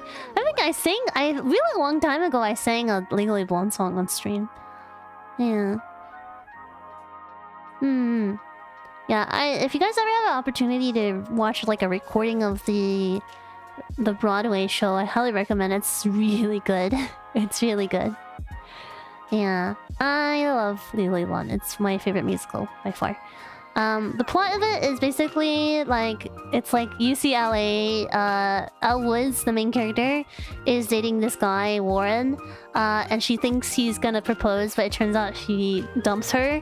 And because he's going to Harvard, and he's like, oh, I can't be, you know, if I'm gonna be a serious lawyer, I can't have like a not serious girlfriend, you know. So she gets she gets heartbroken, and she, even though she's like, you know, she majors in apparel apparel marketing or whatever, you know, she's very much like the ditzy stereotypical blonde, but she's not dumb. She's actually very smart, and she actually studies and applies and gets into Harvard to chase after him, to win him back. But it's about her like going through Harvard Law School and kind of like finding herself. And like to spoil the ending, she gets a better man, and yeah, it's a good ending. She becomes like the top student in Harvard. It's a really cute movie, really cute plot, cute story, cute movie. Also, Elle Woods she's like a really good character because she's, you know, she embraces her femininity without having to like, you know, like it's not her weakness, it's her strength, which is really cool. Yeah, I really like Legally Blonde. It's a really good story. Yeah. Grind set down, yeah.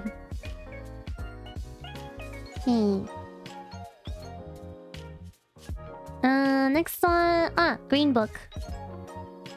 I'm gonna drink some water. Been yapping. I wouldn't watch any of the sequels.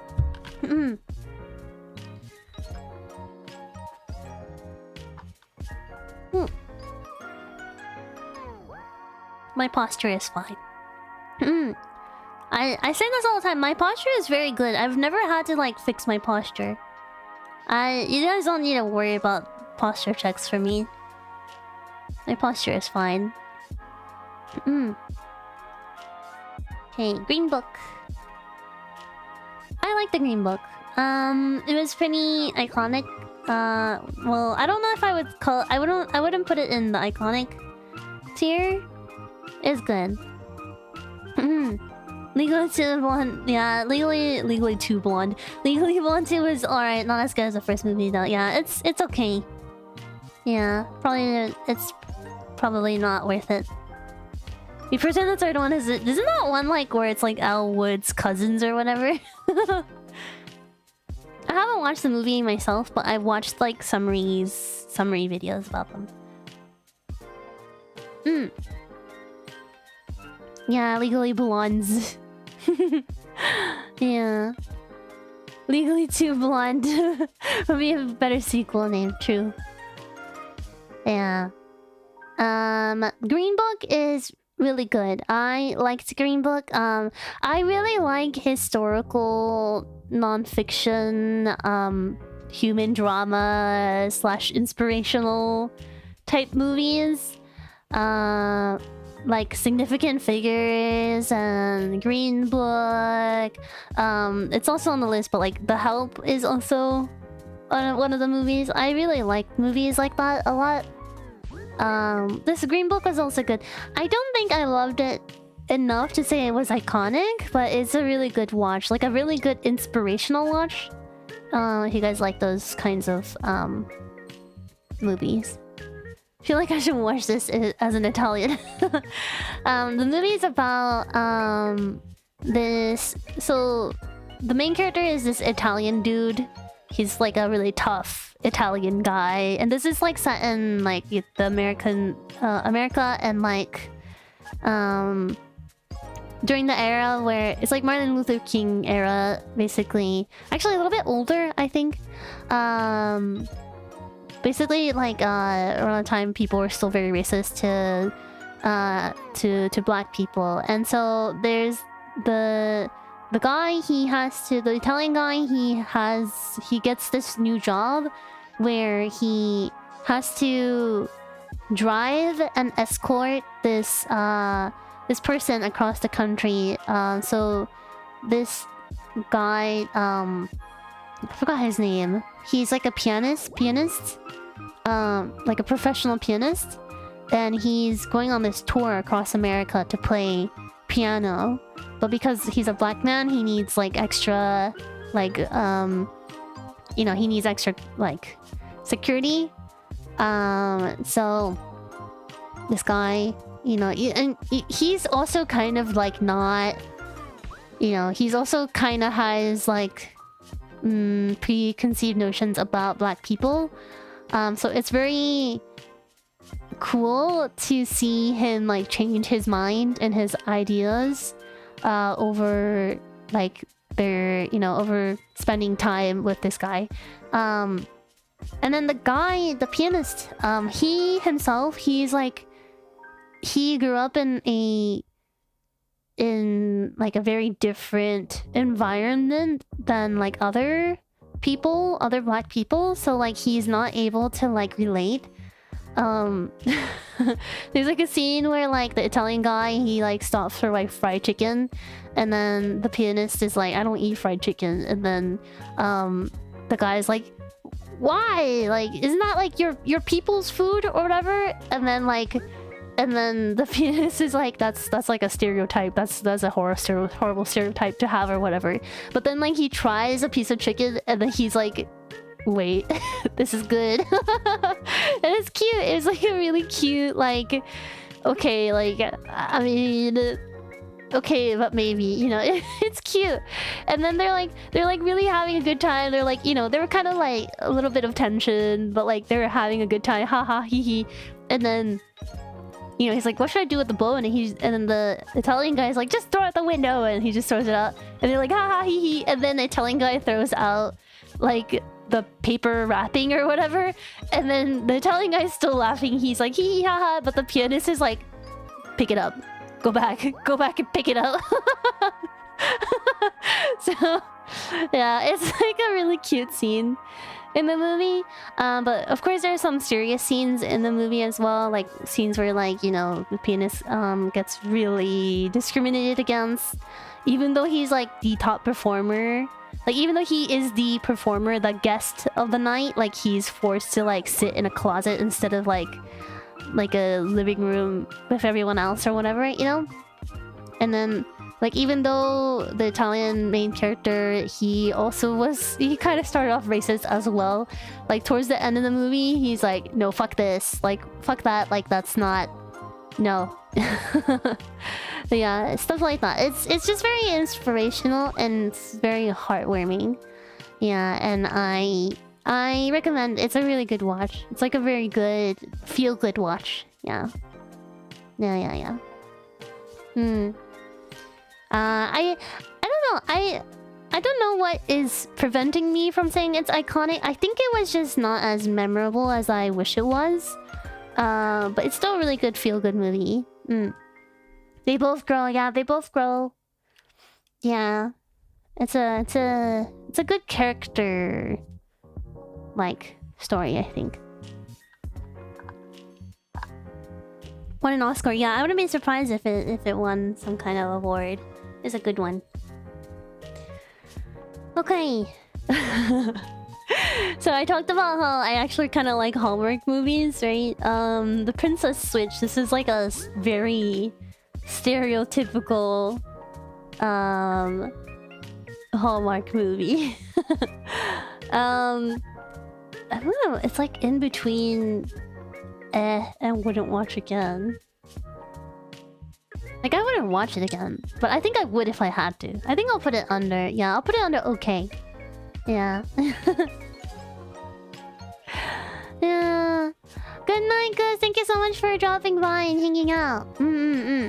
Thank you. My mom loves Hallmark movies. Yeah. I don't know. It's like it's cozy. It's cozy and it's like it's kind of like you can kind of just watch it in the background. The Princess Switch. So this is like a very stereotypical plot. It's like, okay, there's this like baker from like, I don't know, fucking New York or something. She goes to this baking competition in this different country. And then she accidentally meets the princess that looks exactly like her. And then the princess is like, oh, I'm getting married soon, but before I get married, I kind of want to like, you know, like get to know the commoners and I want to live life as like a commoner for just a couple of days. Will you please like take my place? Can we please switch places or whatever? So, you know, very typical stereotypical plot, right? But what I thought was really cute about this movie is that, like, they both find like the love of their lives basically when they switch places. Like the baker had like a baking business buddy or whatever. He's like a single dad and he's super hot. But like for some reason they don't have like a romantic thing. They're just like really good friends or whatever. But when the princess switches with the baker, like she really falls in love with this like single dad. Very cute. And then the baker who switches the princess falls in love with the prince, you know, stuff like that. Yeah, it's giving, yeah, it's definitely like Barbie movie plot, but it was kind of cute, not gonna lie. Like it's like kind of like a, I don't know, it was like a, you can just completely turn your brain off and watch it, but it's kind of cute. Yeah. Would you think the baker's friend? Not gonna lie, he was very handsome. I don't remember the actor's name, but he's very handsome. Yeah. Princess and the Pauper, yeah. Yeah.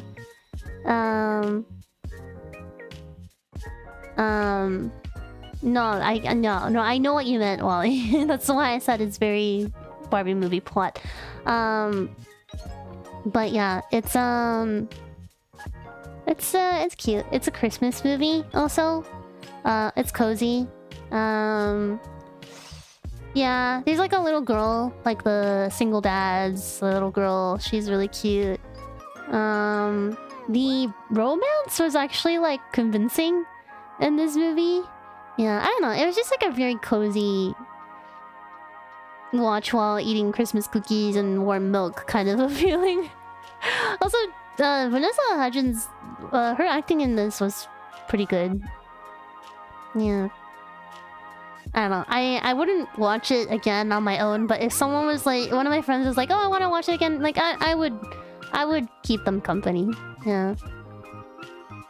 Also, I'm pretty sure at some point this but I just did. Oh, I got disconnected.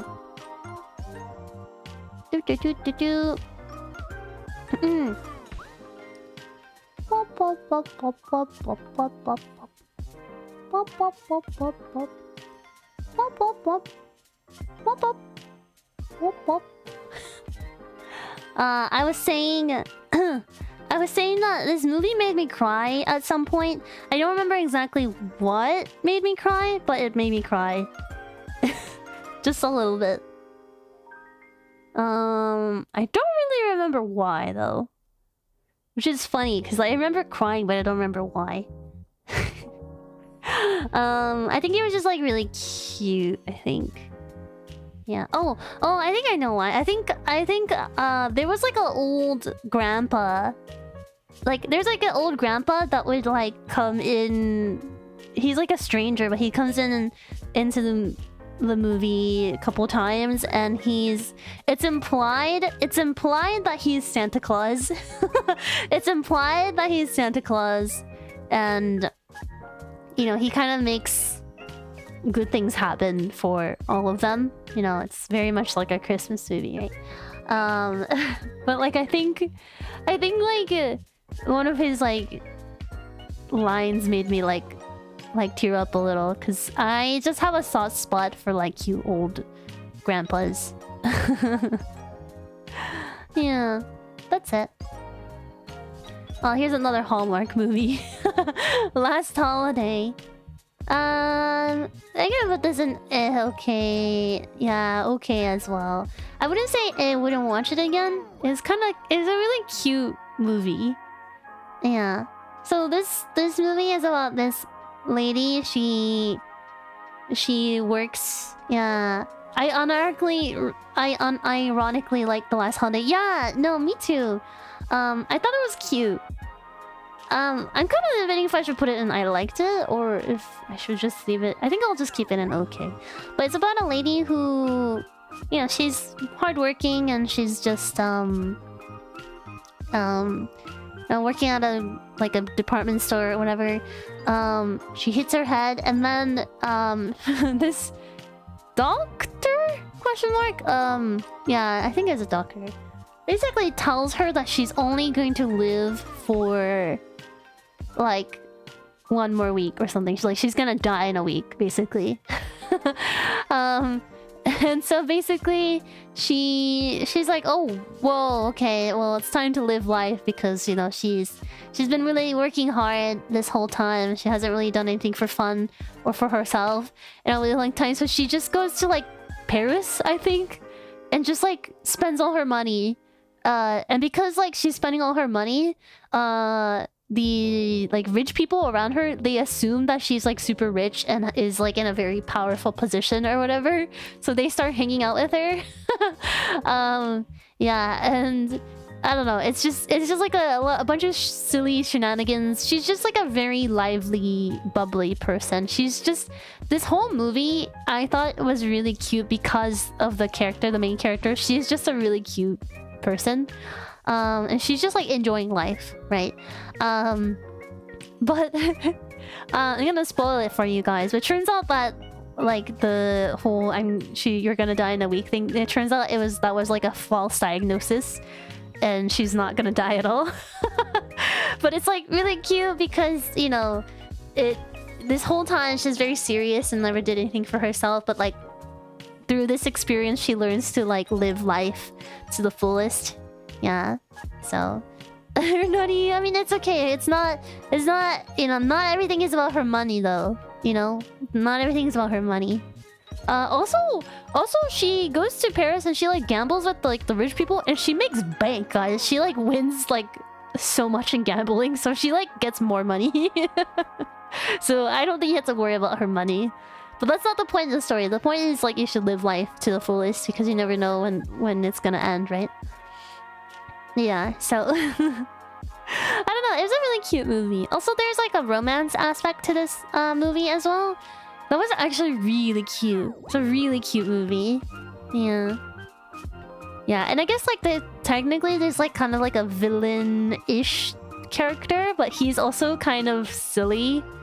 Like one of the rich people, like he's like upset because she keeps like one-upping him accidentally, and he gets really upset, and he's like, I'm gonna reveal who you really are, and like, you know, basically, you know, even though she never said, she's like, oh, I'm rich and powerful and I work in this position, you know, she never said that. Everyone else just like assumed.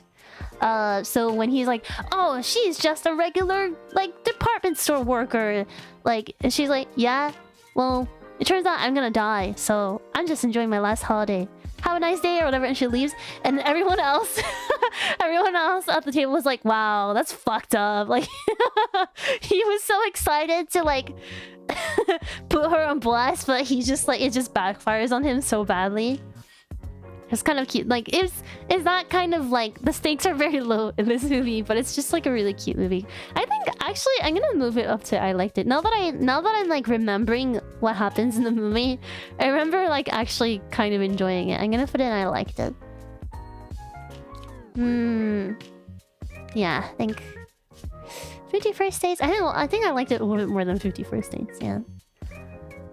Yeah, it's just a really cute movie. I like go in with low expectations. Just go in with really low expectations. Oh yeah, and her friendship with the chef was really cute too.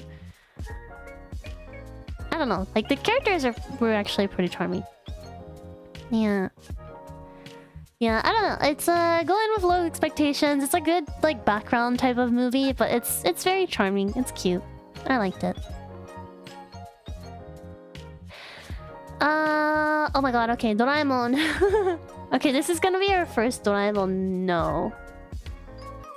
南極カチコチ大冒険。のび太の南極カチコチ大冒険。のび太の南極I gotta say it really fast. のび太の南極カチコチ大冒険。No, this is not the one where he gets shot. That's this one. Here, we'll do two movies at once. So here are my two Doraemon no's of this category. So 南極カチコチ大冒険. This one's like where they go to like the Arctic or whatever. I don't even remember what happens. It's summer and it's really hot, and then Nobita and Doraemon are like, oh my god, let's go to the Arctic, haha hee hee. And then they go and like they build like a castle with Doraemon's tools. It's like really fun, yay! And then they like discover like this like bracelet thing, and then they're like, oh, I wonder who it belongs to. And then shenanigans happen. They go back in time because that's, you know, Doraemon. They always go back in time. There's like this whole like kind of like a Atlantis kind of plot to it. Not gonna lie, I like didn't understand it. It wasn't executed very well. But like they meet a girl and like her father/professor person. There's these like cute elephant looking creatures. I don't know. It's kind of like a, I don't know. No, I believe this is an original. It's not a remake. But I don't know. It was kind of, the plot was kind of unclear and not very memorable. Yeah.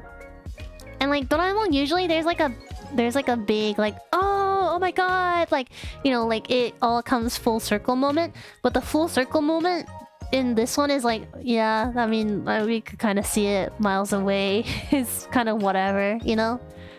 So yeah, okay, yeah, whatever. So yeah, like, you know how in the Nobita no Shinkyoryu it all comes full circle when we realize that the whole area that they're in is actually like the area that Nobita built with one of Doraemon's tools, and then he lost it, but it turns out, like, you know, like millions of years later, they were actually on that same platform. You know, it's one of those full circle moments. The full circle moment in this movie was kind of whatever. Yeah, like, yeah, it's time travel, paradox, whatever. Very typical. Yeah. Can you enjoy Doraemon if you don't have nostalgia for it? It's hard to say. It's hard to say because I have nostalgia for it, and I don't know what it's like to watch Doraemon for the first time as an adult. That being said, there are some Doraemon movies I would argue that are really good. There's actually one that I think would be really enjoyable even if you don't know anything about Doraemon. I'll bring it up later. But yeah. Some movies can be standalone, I think. Yeah. Yeah, and then the Doraemon getting shot, that is the Nobita no Sky Utopia. This one. The Sky Utopia. This one is like they're, you know, bored and they start flying with Doraemon's tools, and they find this kind of like alternative area where people live on the moon. It's like they live on this like moon-shaped space base or something. It's kind of hard to explain. They live in the sky. It's like a castle in the sky, but it's like shaped like a moon. But it's like kind of a dystopian place where all the kids are like really smart, and yeah, and then like everyone except Doraemon and Nobita, they kind of get like brainwashed, and it's like, I don't know I don't know how to explain it. It's like a dystopian plot. Yeah, and then like Doraemon gets shot. Yeah, but oh yeah, and then there's like a furry, there's like a cat furry character.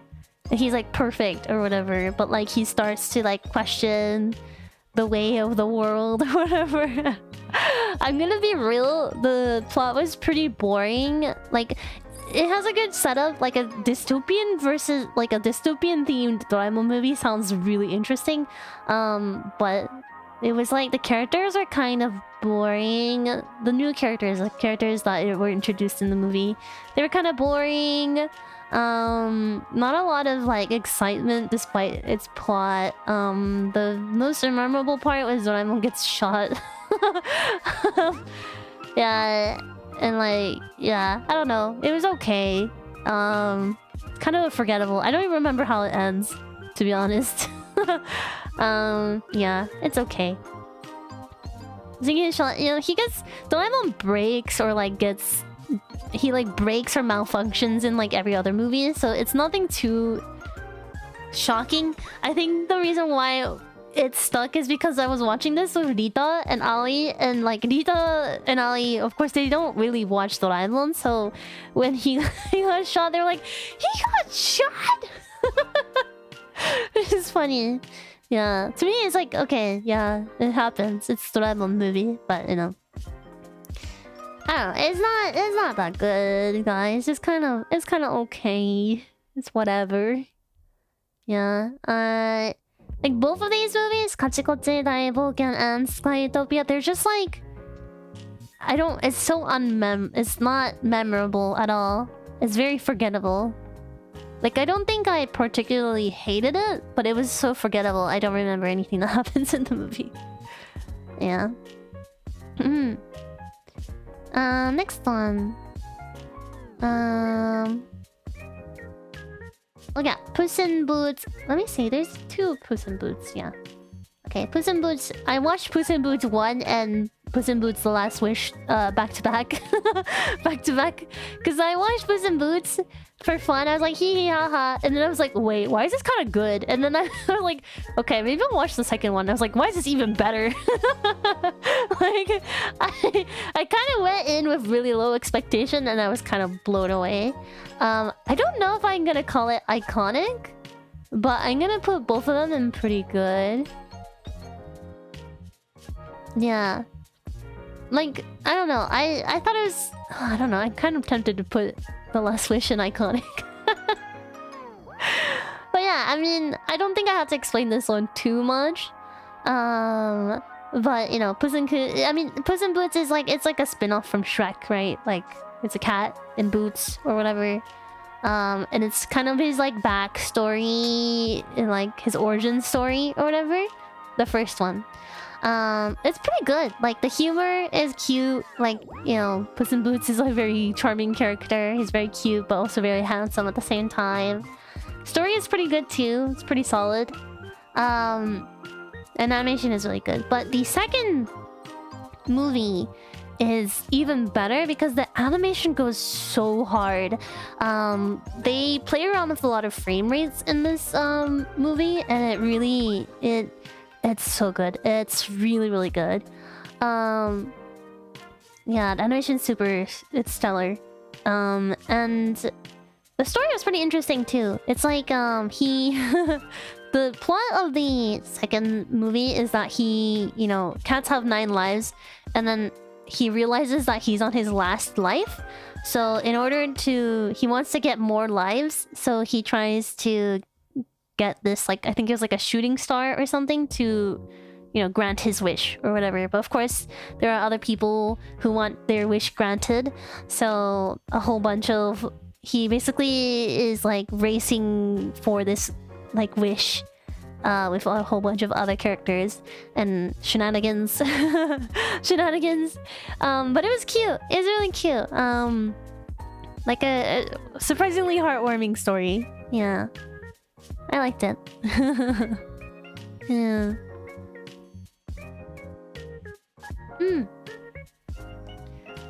Yeah, there's like a character that represents... there's like a Grim Reaper type character. He's like a wolf, I believe. And he is pretty cool. Yeah. Kind of tempted to put it iconic.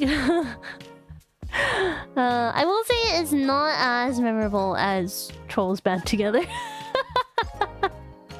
Yeah. So yeah, but yeah, I highly recommend this one though. It's a good movie. Yeah, Shrek movie coming... Isn't it coming in like 2025 or something? Like a year from now? Yeah. Alright. Okay, here we go. Okay, this is the movie I was talking about earlier. Like, I think you could watch this movie without knowing Doraemon. But this one is Doraemon Earth Symphony. Nobita no Chikyū Symphony. This is a really good movie. This movie it came out this year. And it's like, you know, it's music themed. You know, every Doraemon movie usually has like a theme. Like this one's like sky and flying and stuff, and then this one is like flying skies, planes, and then this one is like Arctic, cold, whatever, and then you know, this one's dinosaurs, and then this one is all about music. It was so good. Oh my god, I watched this twice in theaters. It was really good. Basically the plot is this girl from this planet slash spaceship, big spaceship thing, comes down to Earth because she's trying to find people to help kind of awaken her, like her home. I don't know. It's like there's like a big flying city basically in space, which is where she like grew up, but it's like closed right now for reasons, and she needs people to come open it, like unlock it for her. People who are like musically talented, or like kind of like the chosen ones or whatever. Her name is Mika. She's really cute actually, Mika. So shenanigans happens, and then Nobita and his friends and Doraemon, they get invited to this big space city with Mika, and then they unlock the city, and things are going really well. There are characters, there are robots that are like based off of famous classical composers like Beethoven and Mozart and stuff like that. But then they realize that there is something called noise, which is like an alien kind of creature that feeds on planets that don't have music. So they're basically like they're weak to music. They're weak to music. But like if there's like a planet that doesn't have music, it will just destroy the planet basically. Which it really sounds silly when I'm explaining it like this, but I promise it's a lot more interesting in the movie. But basically, spoilers, Nobita, using one of Doraemon's tools, he accidentally makes music disappear from Earth for a day. And they of course undo it, and they're like, okay, let's never do that again. But like, he makes music disappear for a day because he really didn't want to go to music class. But because music disappeared for a day, it like alerted the noise, and basically noise like kind of infiltrated Earth, and like the little noise spores would like try to destroy things that make music on Earth, so like it can eventually destroy and eat all of Earth or whatever. So Nobita, what the fuck, bro? Yeah. Actually. But basically, oh my god, the part that got me so emotional in this movie is... There's a couple parts that got me emotional. There's like a part in the movie that got me really emotional where they basically really they have like a huge symphony on the space city to fight against the noise and prevent Earth from being destroyed. And it's just so like emotional because they're all coming together to protect Earth, you know. That always, like, orchestras already get me like emotional, but it's like, yeah, no, Doraemon, it's a symphony, not a concert. You know, like think instruments, not singing, like instruments, right? Like classical music. Yeah, and then yeah, and then there is singing actually technically. Doraemon, it's not Doraemon though, it's Mika the girl. But there's a part where Mika, she sings, and like the orchestra, the symphony, the song is like, it's an original song and it's a really good song, right? But like there's this one part where she starts singing da da da da da da da da da da, and then you get so emotional. You get so emotional because it's like, oh my god! Like, Doraemon movies do this kind of shit. They always pull this kind of stunt. Like, they always get you with the nostalgia. They try to hit you with that nostalgia. Yeah, I started crying when she did that. First time I was like really shocked. Yeah. Yeah, and then like the whole it comes full circle moment in this movie was kind of crazy. It was like wild. Yeah. Did your mom cry? A little bit, yeah. My brother also cried. Boomer bro. Okay, well, Boomer bro cries over everything though. He cries over like he cried over Let It Go and Frozen, so you know that's not a really good frame of reference. Boomer bro is not a good frame of reference for crying. But yeah. I don't know, it was really good. There's like a Doraemon also almost dies in this movie, and that was emotional for me. Yeah, I don't know. As soon as this movie hits like streaming services, like you know Amazon Prime or something, which I think it'll probably be around like February or March next year, because usually Doraemon movies come out in March. As you can see, like I don't know if you guys can see in the corner of each of the movie posters, it says like the Earth Symphony one says like March 1st. The Kachikochi one says March 4th. The Sky Utopia says like March 3rd. Usually comes out in March, and then usually Amazon Prime, when there's like a new Doraemon movie coming out soon, they will have all the Doraemon movies available for streaming, including the one from last year. Yeah, so probably we'll be able to watch it probably in like March or something. Yeah. Yeah. But yeah, anyways. I'm looking forward to watching this one with you guys. Yeah. It's really good. I think this might be my favorite Doraemon movie now. It's hard to say. I really like Wanyan Jikuden as well. That's my favorite. That was my favorite up until this moment, but until this movie, I mean. But yeah. I don't know. It's hard to say, but I really like this movie. Really liked it. Yeah, it might be #1, just because I also just really love music and like classical music. I don't know. It's hard to say. I really like Wanyan Jikuden too, though. Yeah, hard to say. Is that a soundtrack? I don't know. Maybe it might. But anyways, yeah, really good movie. I'll probably watch more Doraemon movies this year, but these are the 4 that I've watched so far. Yeah, there's like almost 50 Doraemon movies. Surprisingly, there's a lot that I've missed because I wasn't living in Japan at the time they came out. Okay, we still got quite a few more to go. We'll speed up the pace a little bit. Taro. Taro.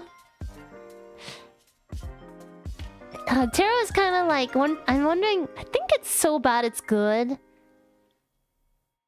but it could also be I wouldn't watch again. Taro is. I feel like it's a fun drinking game movie.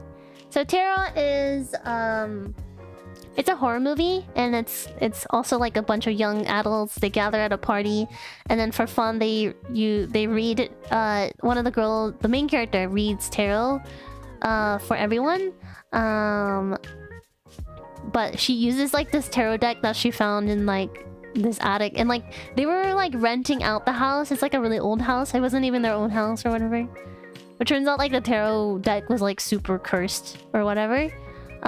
So like basically all the characters, they start getting killed one by one, exactly in the way it was predicted in the tarot cards.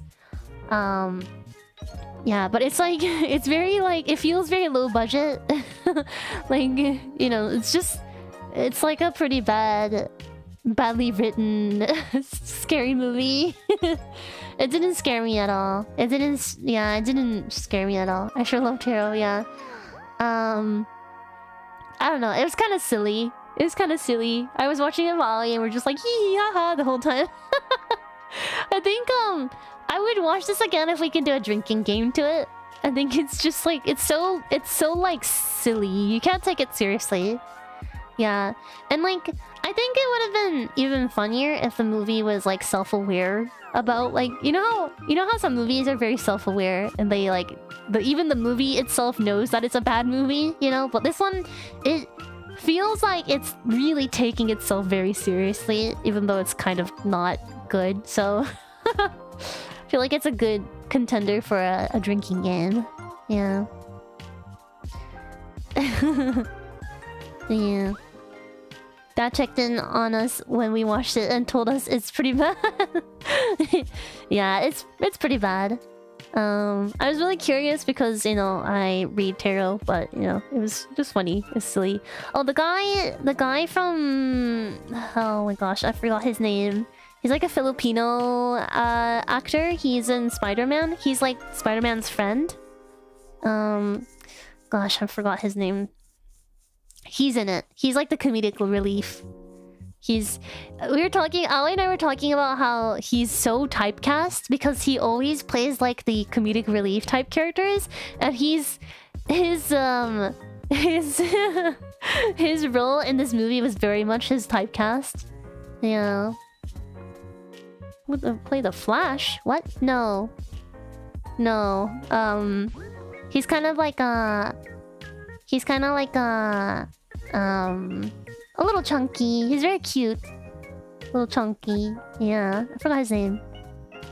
I like him though. He's cool. Okay. Next one. Oh, okay. People are gonna get mad at me for this one. Greatest Showman. I'm gonna say it's okay.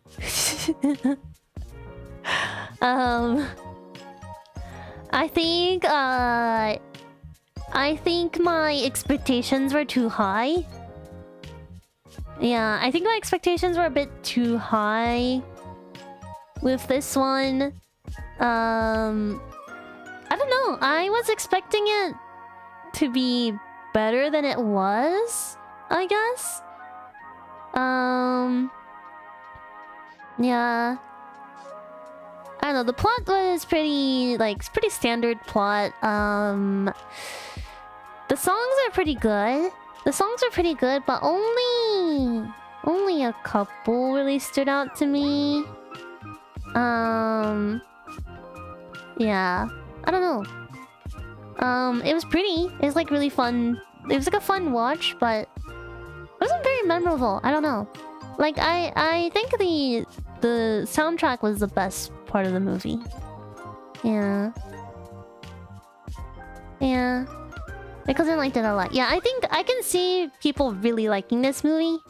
I thought it was okay. I think it's a little overhyped, but I also just think my expectations are too high going into it. Yeah. Like, it's kind of bordering on I liked it versus okay. I think I enjoyed the music the most. Yeah. Soundtrack is very good, yeah.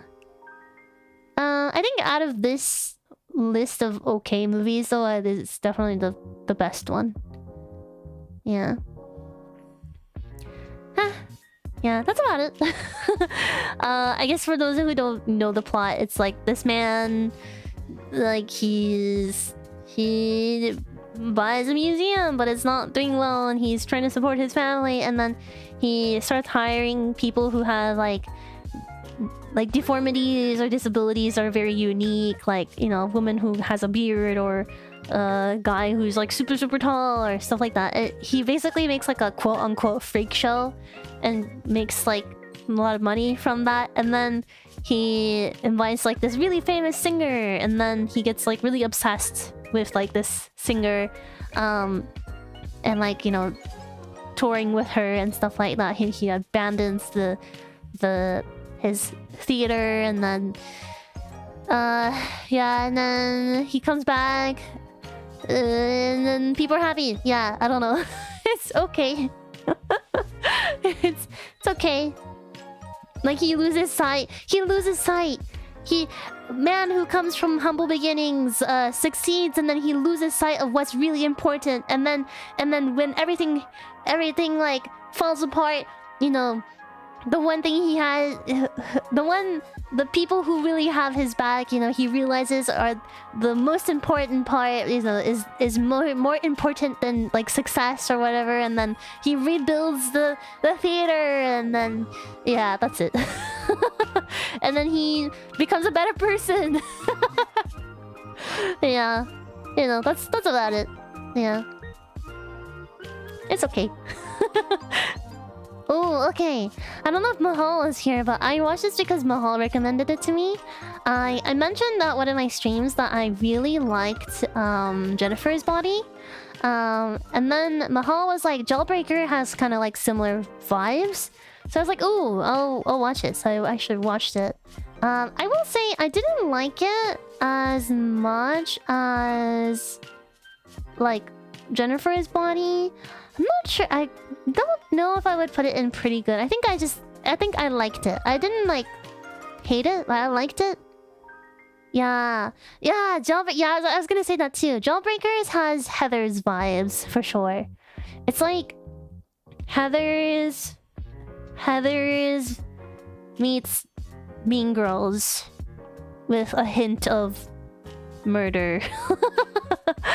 Yeah, it's like Heather's meets Mean Girls with a hint of homicide, I guess. Yeah, the plot of Jawbreaker is there's like these group of friends. You know, there's these group of friends and they're kind of toxic. The girl in the blue, she's kind of like okay, but like the other two are very toxic. And they have like a fourth friend who's kind of like perfect. You know, she's like popular, she's nice, she's pretty. And then so on her birthday, they like prank her by trying to like pretend kidnapping her. But when they're doing that, they shove a jawbreaker down her throat and then she basically chokes and dies. And so they get rid of the body, right? But when there is this like kind of unpopular, very mousy girl in school who was like she kind of was a fan of the girl that they killed. And she accidentally witnesses these girls, you know, trying to hide the body or whatever. Fern Mayo. So, they're like, hey, like, you know, don't tell anyone, but in exchange, like, hey, you can be one of us. Like, we'll give you a complete makeover. You're gonna be the new, like, you know, you're gonna replace the person that we killed. Like, you're gonna be the new it girl, whatever. So they like, you know, completely redo her hair and just turns into a different person, right? And at first, like, her name is Fern, but she goes by like a different name. She basically pretends to be completely someone completely different. And at first, like, she's really shy and like, you know, doesn't know what to do. But then she like the popularity kind of like gets to her. Yeah.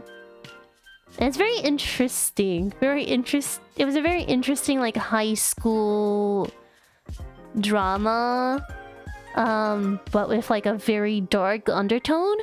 Yeah. And like the ending was kind of crazy. The ending was kind of like it's a very like open-ended, pretty dramatic ending. I kind of liked it.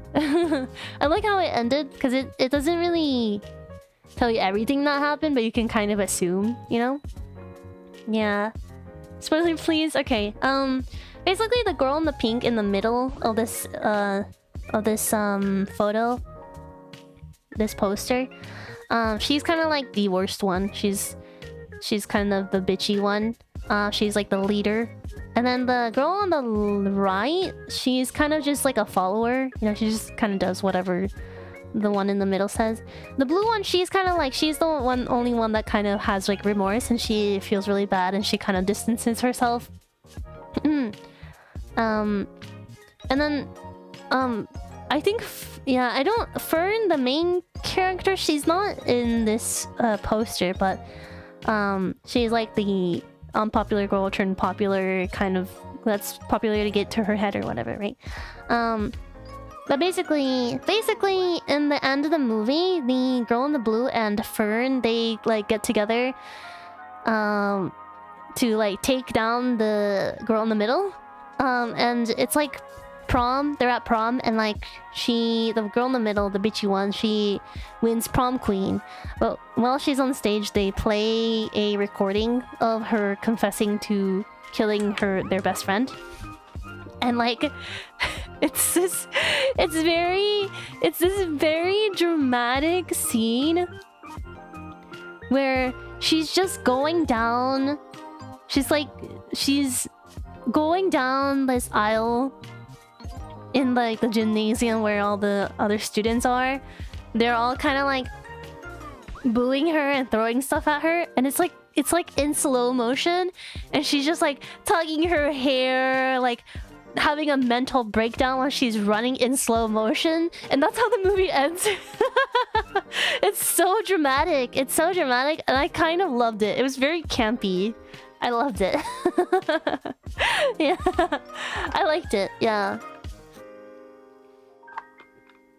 I like how like we don't really get to find out what happens. Like, she doesn't get arrested. Like, I mean, it's implied that she is, but it's like, instead of like, oh, she gets arrested happily ever after, it's just like this very dramatic, kind of ends on a climax. It's very interesting. It's very interesting. And like, you can, it's like, it's supposed to be like, you know, it's supposed to be symbolic because it's like her whole identity, like, you know, her whole identity that she's built up is just being the queen bee of the school. And then the moment that recording played out loud, she basically, like, everything that she worked for up until that moment just falling apart before her very eyes, you know? And it's like to her, like, it doesn't really matter. It's very symbolic because it doesn't matter that, you know, she just got outed as a murderer. It's more like, you know, she's having a mental breakdown because her life as a queen bee is over, you know?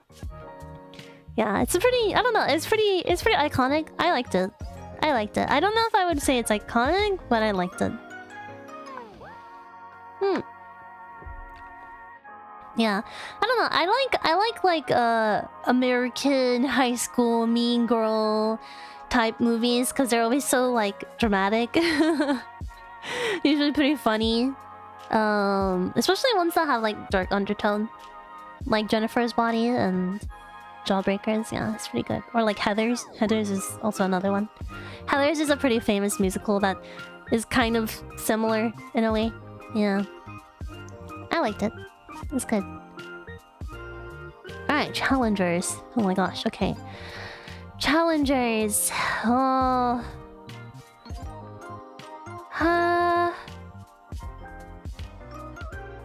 Ooh. It's kind of hard to say. I think I'm gonna put it in pretty good. So, for anyone who doesn't know what Challengers, it's a tennis movie. It's a love triangle tennis movie. Main girl is played by Zendaya.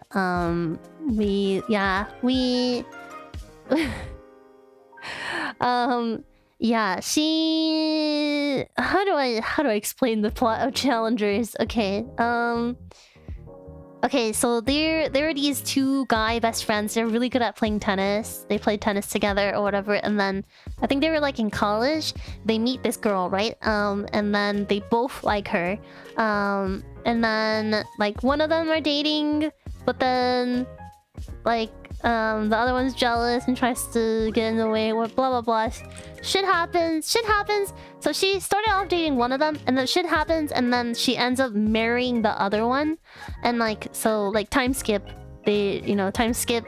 We find out that she married the other one, but you can tell that she's not really in love with him. She's just really obsessed with training him as his tennis coach.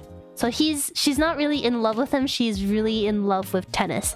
But the thing is, like, she was also a really good tennis player, but she gets injured in college and isn't able to go pro.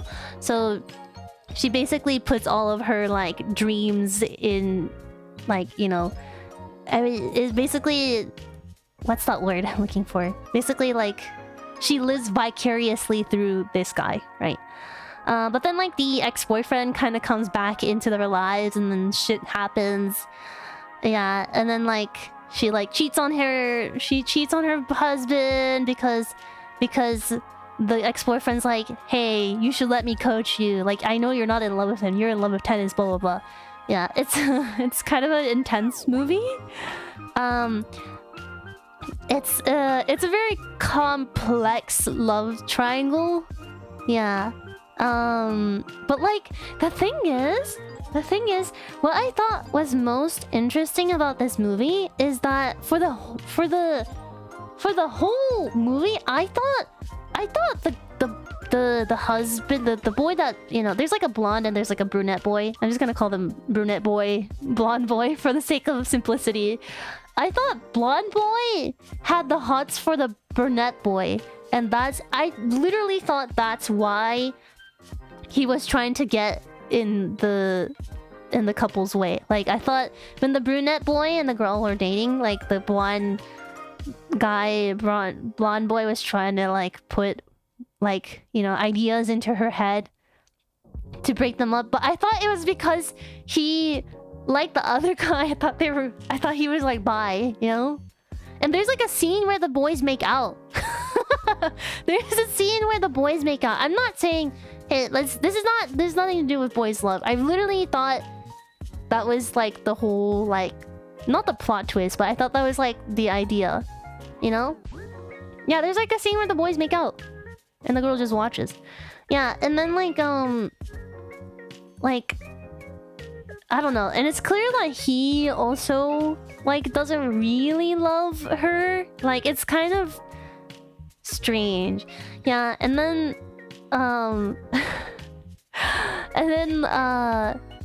yeah, and then the ending of this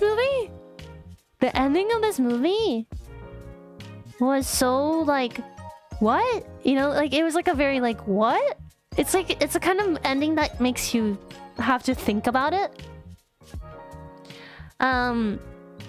Yeah, so like this whole movie, it takes place over a tennis match. It's like the whole movie you're just watching one tennis match, but because they have like flashbacks to the past to provide more context, like, you know, this is like a whole long ass movie, but the whole movie itself is just one big tennis match. And like they both have a lot at stake, like winning this like match. Like at first it just looks like they're playing a regular match, and then through these flashbacks you realize that there's a lot at stake over this match. And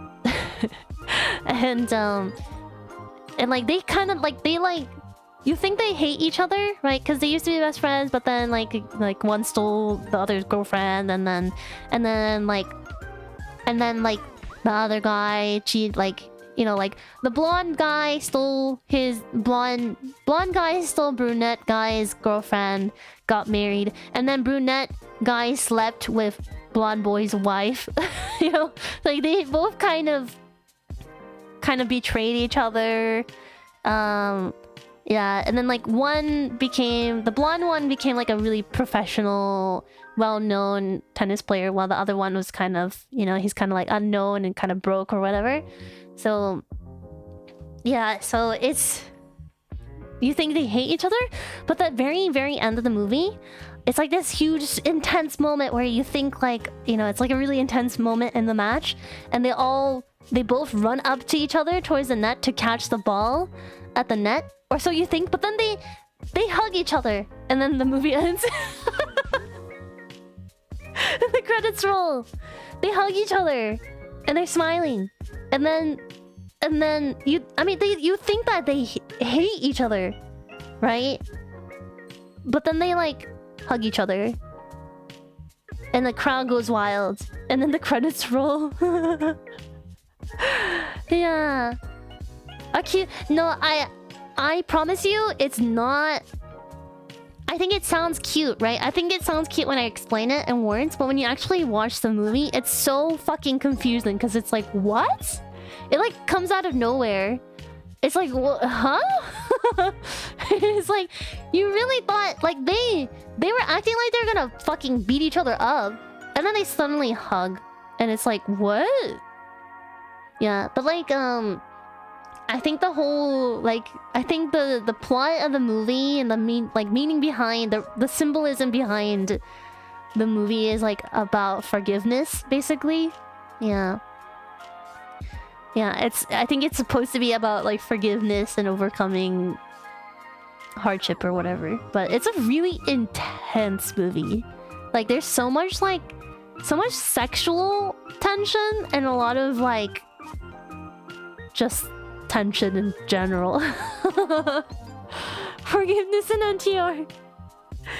Yeah, I don't know. I'm still processing explanation. My brain is not braining for this one. Yeah, no, my brain was not braining while watching this movie. It's really intense though. It's very intriguing, very intense. I like how they give you exposition slowly throughout the story. So like, when you first start watching the match, you're just kind of like, it's just a regular tennis match. But then like, towards the end, you're like, oh my god, oh my god, oh my god, you know, because now you know how much is at stake. So I really like how they trickle in more and more information throughout the movie. Yeah, it goes back and forth between like the current timeline and like the flashbacks and stuff. Yeah, so it's pretty interesting. Yeah.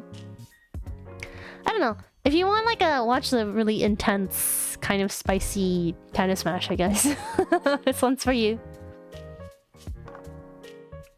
What happens to the girl? The girl... Her character is very... Zendaya does a really good job.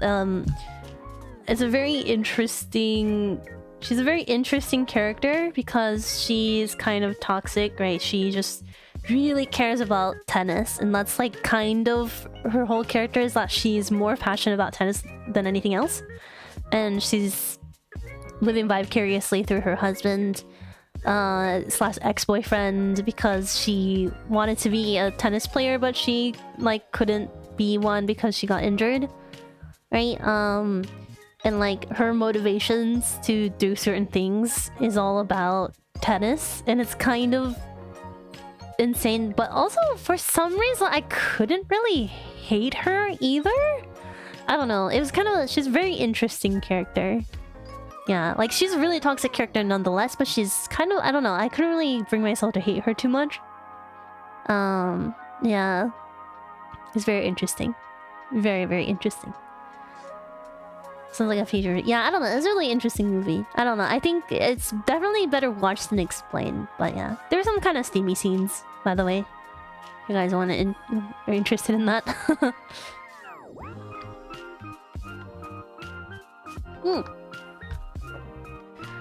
Okay. Ella Enchanted.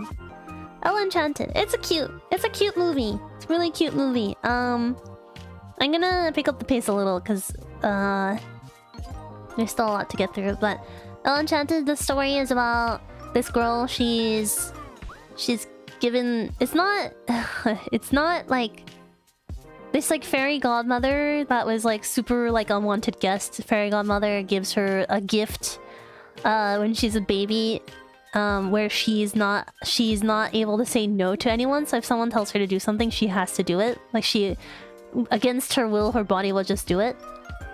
And so she tries to like find her fairy godmother to undo the curse.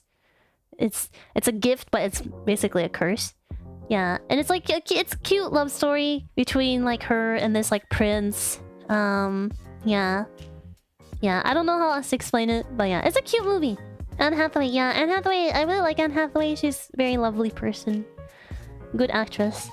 It's just a really cute movie. I think my favorite part is that they have like for the ending, they have like a dancing ending.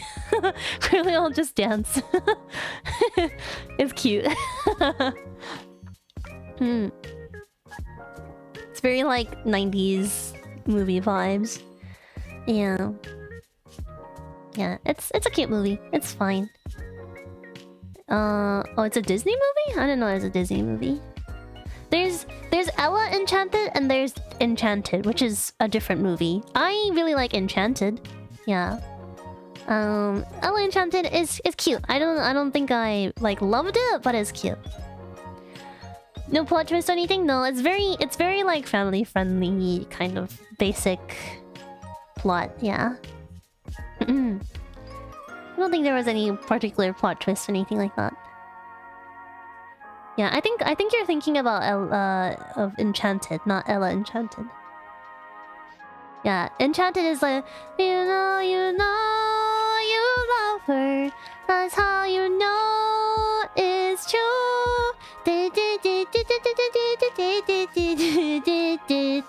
That one. Yeah, that was a good one. Next one, Maid of Honor. Waste of time. Waste of time. Yeah,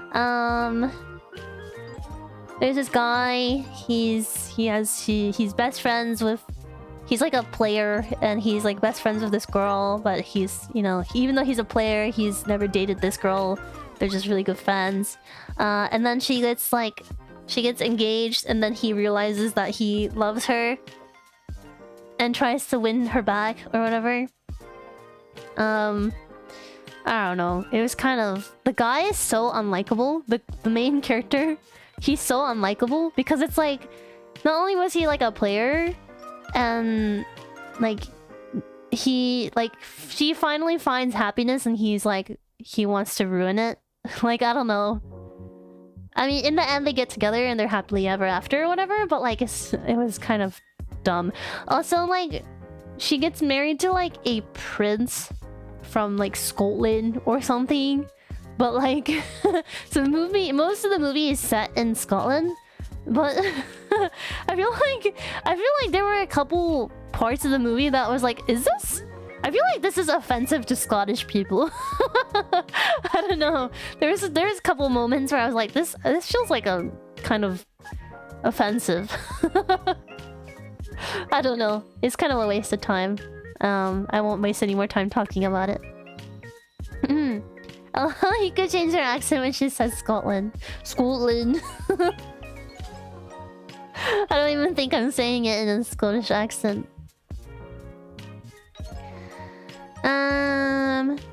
Maid of Honor sounds like it should be a war movie. I don't know. It's supposed to be a play on words, like Maid of Honor, as in like maid, as in maiden, maiden of honor, as in like it's like the best man in a wedding, except for it's like the bride's maid of honor, you know. Which is typically done by a female, but he was the maid of honor, you know. Haha, whatever. Yeah. Yeah, it's supposed to be a play on words, I guess. I don't know, kind of a dumb movie. I thought it was like gonna be a cute Hallmark movie where like I think my expectation going into this movie was like, I thought he was gonna be this like really wholesome guy who's like best friends with the bride, and he just does everything to like make the wedding as great as possible. Like, that's the kind of movie that I was expecting. I was expecting something wholesome. I didn't realize like he was trying to ruin her wedding. Like that's like the opposite of what I thought it was gonna be. Yeah, kind of disappointed. 50 Shades of Grey. I watched this last night. 50 Shades of Grey. Yeah, I watched 50 Shades of Grey because I was like, oh, my 50th movie. I should watch 50 Grades of Shade. 50 Grades of Shade? 50 Grades of Shade. 50 Shades of Grey. I'm gonna put this in... I kind of want to put it in So Bad It's Good, but I don't think it was that bad. It's kind of like I feel like I was watching softcore porn, which I would say is okay, I guess. I think, I don't know. I kind of want to put it in So Bad It's Good because I feel like I would watch it with my friends on Discord over some drinks or something. I'll put it in So Bad It's Good. I think my favorite I think my favorite line from the movie was she's like, are you gonna make love to me now? And he says, I don't make love, I fuck hard. I laugh. I was watching on my phone. I was in bed. I watched it before I went to bed, so I was just watching on my phone so I could just like go to sleep right after. But like I was just like in bed in my dark room just laughing to myself. like this like, you know, 50 Shades of Grey, you know, it was originally like a Twilight fan fiction, right? And like literally it shows because the script, the dialogue, everything about it is so fan fiction. Like everything about it is so it screams fan fiction, you know? It has some pretty iconic lines, not gonna lie. It's pretty funny. Yeah. Also, like, it's kind of crazy because, like, I don't know. I mean, okay, so the plot, for anyone who wants to know, who doesn't know, is, like, this girl, she goes to, like, this interview, and then she interviews... The way it starts is, like, so... It's just, like, it just puts you... It starts, like, immediately, but... She... goes to interview this CEO of Grey Corporation or whatever. Very handsome guy. And they it's kind of like love at first sight, or at least love at first sight for her, and then I don't know, love at horny at first sight for him. But like they kind of start seeing each other, and then he's like, I don't do love. I don't do love. I blah blah blah. He's like kind of cringy about it. He's like, only, you know, whatever. And then he's like, let me show you my playroom. And it's like, he's really into BDSM or whatever. And she's like, what the fuck? And then he's like, sign a contract, be my submissive, I'll be your dominant, I will be your devoted dominant. And she's like, I'll think about it. And then they keep seeing each other. And he's like, oh, stay away from me, you're changing me. Like, he's like falling in love with her, even though he's like, I don't do love, you know. You stay away from me, you're changing me. And she's like, why? Let me touch you. Why can't we sleep together?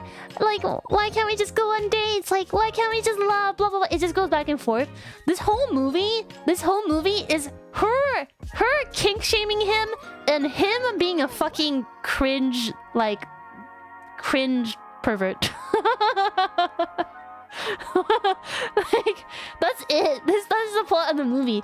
He's a cringy pervert, and she kink shames him every chance she gets. And like, it's so weird because like and then you find out why he's the way he is. It turns out like he had like a really traumatizing childhood, and he was like literally groomed as a child, and like he was groomed into BDSM, which is kind of, I don't know, it's kind of offensive to the BDSM community, this whole movie, I think. Like, he was groomed into BDSM, and then that's how he copes now with his like trauma is BDSM. And then there's like a scene where they're having an argument, and she's like, do your worst. And then do your worst, and he's like, are you sure?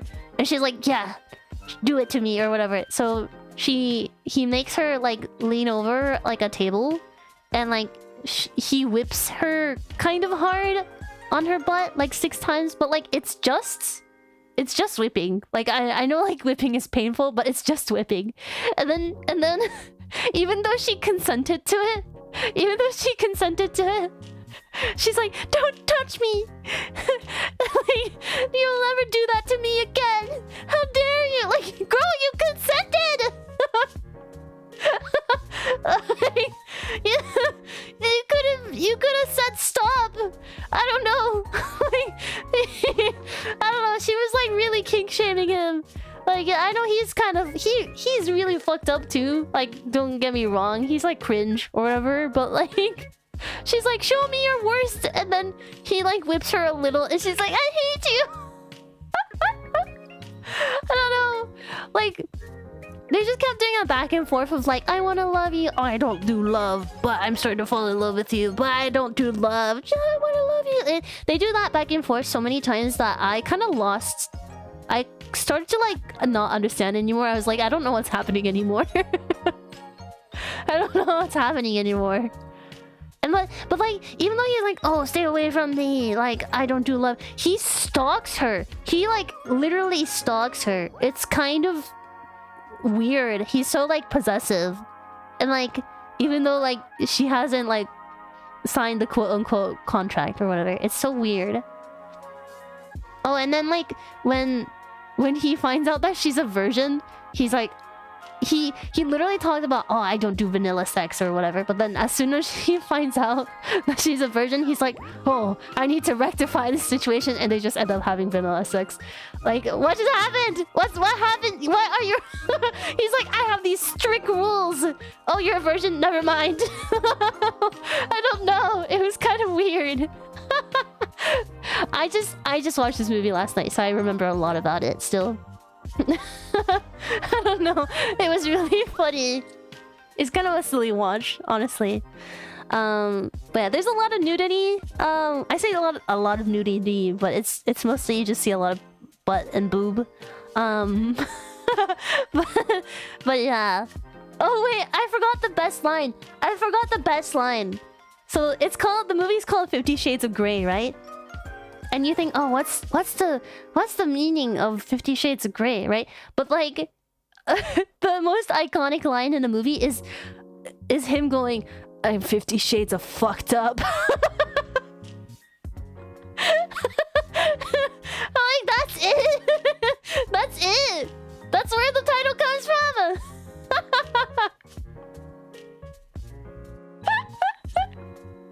I don't know. This movie was kind of funny. It's like a really, really funny really funny feature-length softcore porn.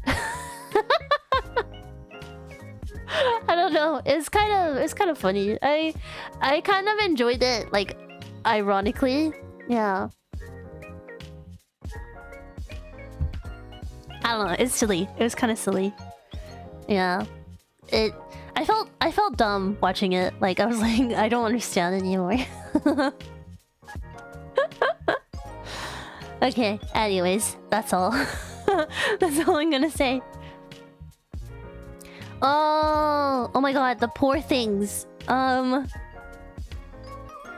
god. Oh man, this one's a hard one to rank. Poor things. I believe this won some kind of an award. It's between and I liked it. It looks really, it's weird. It's a weird one. It's a very like artistic, artsy movie. It's like a very artsy movie. It's very dark. Yeah, there's a lot of sex in this movie. There's a lot of gore, and there's a lot of sex, and there's a lot of confusing. I don't know. It's kind of hard to. Has anyone here actually watched The Poor Things? Because it's really hard to describe. I don't know how I would summarize this movie. Why dark? It's a really dark movie. I don't know how to explain it. So, the movie starts off. This Emma Stone plays the main character, right? I forgot her name. She's basically like mentally disabled, basically. And she's like a grown woman, but she acts like a child. And then yeah, it's a weird, yeah, Frankenstein-ish movie. And then you find out that she was kind of this guy, this like doctor, I think he's called God in the movie. God is like this, he's like a professor, medical professor / doctor person. You find out that he found her body, like he found her body. So he doesn't know where she came from, but he found her body and basically Frankenstein the shit out of her and brought her back to life. But she has like a brain of a child.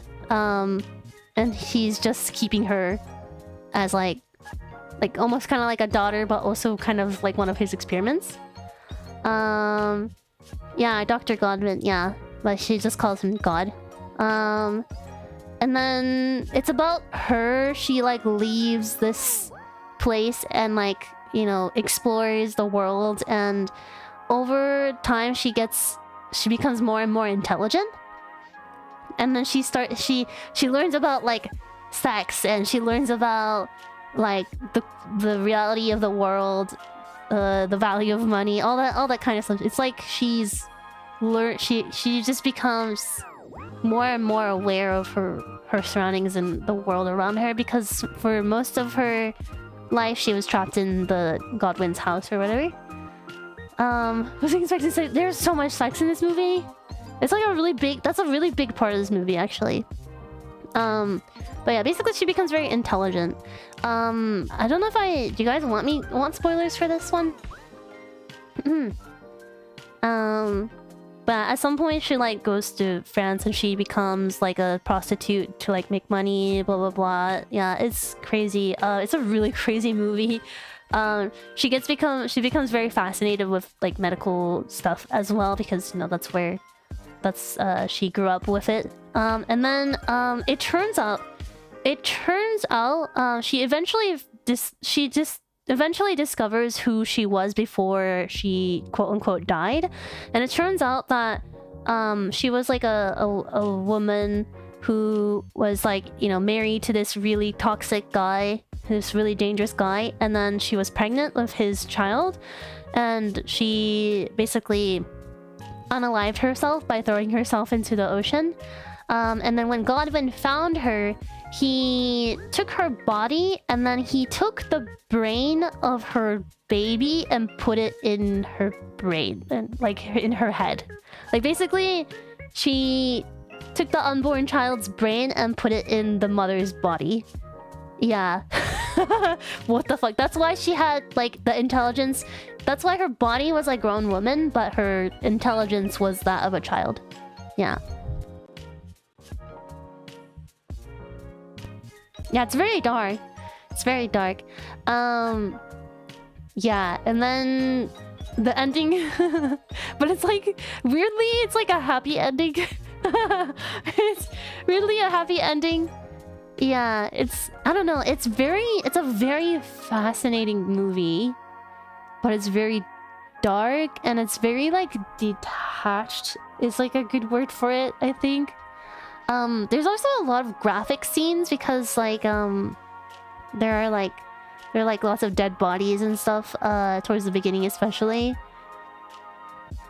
Speedrun the baby's growth. Yeah, it's speedrunning. It's like humanity's speedrun. Like it's really crazy. Sounds like a movie for strong drinks. Yeah, this is giving like vodka shots kind of a movie. Yeah. Yeah, it's interesting. Oh yeah, and Mark Ruffalo plays her like lover. Like she has two main lovers in the story. One that like she is like betrothed to, but then she leaves, and then she leaves with this guy who's played by Mark Ruffalo, and then like this Mark Ruffalo guy, he doesn't know anything about her, like, so like the more intelligent she gets, the more crazy he becomes, because like she like literally doesn't give a fuck about him. He like goes crazy over her. There's like a scene where she like there's a scene where she realizes that like there are people who cannot afford to eat or whatever, and they're like starving, and her heart is so broken because that's like the first time she realizes the world is very unfair or whatever. So she like gives all the money she has away, and then he like goes crazy because basically she gave all the money away or whatever. Yeah, I don't know, it's a very unsettling movie, but it was good. I think I liked it. I had to look away a lot though because there's some graphic scenes. Yeah, I don't know, it's a really I think I would recommend it if you guys are into really dark, unsettling, uncanny kind of stuff. Overall plot is very good though. Yeah. Graphic, no, like I don't think there wasn't any like violence. Yeah, it was just like there's like a lot of bodies and stuff, like body parts and stuff. Strong cast, yeah, strong cast. Emma Stone in this is really good. Oh yeah, I guess like fair warning, there's like a lot of sex in this movie. Like a lot. a lot of sex in this movie. Yeah. Yeah. I don't know.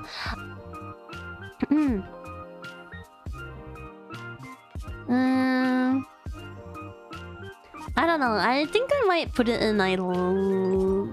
I think it's actually pretty good when I watch one again with friends. Low-key, it could be in here. It's just, if it was my cup of tea, it would probably be iconic. It's a really good movie, I think. It's very artistic, but because like I'm not very good with like graphic stuff, I think I might have to put it in pretty good with watch with friends. I don't think, yeah, I would put it here. I think I would put it in here. I would not watch it by myself again. Yeah, it's a very like unsettling movie. I think I would only watch it with friends. Yeah. Yeah, it looks, yeah, it's shot beautifully. Also, the world building is, it's very much like, it's like not our world. It's like a different world, if that makes sense. It's a very like, it's very strong world building. It's pretty cool. Yeah, I recommend it. I don't remember how long the movie is. I'm sure you can look it up. Yeah, it's kind of a longer movie if I remember correctly. It's a good one. It's very memorable for me. You know.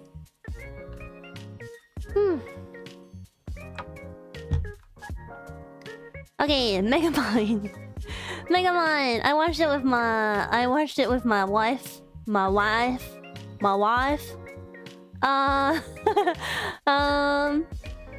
It's good. I like the humor in this movie. It's kind of good. I can see why it's kind of like a niche, like favorite cult classic, I guess. Yeah, I think I'll put it in pretty good.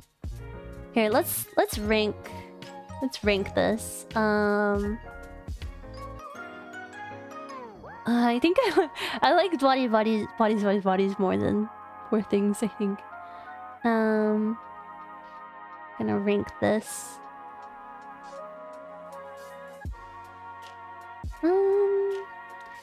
Yeah, that's a good place to put it.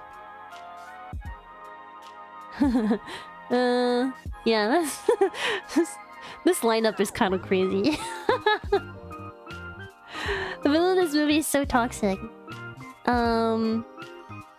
Who's the villain again? Who's the villain again? Oh, yeah. Yeah, no, I remember. Yeah, you're right. Yeah, Metro Man. No, not Metro Man. Metro Man's the first hero, right? And then... No, what's it? Titan. Yeah, Titan. That's his name, right? Yeah. It's giving like what's his name from The Incredibles? It's like he's kind of like giving similar vibes to the Incredibles villain. Yeah. Syndrome, yeah. I love how you guys remember this. Yeah.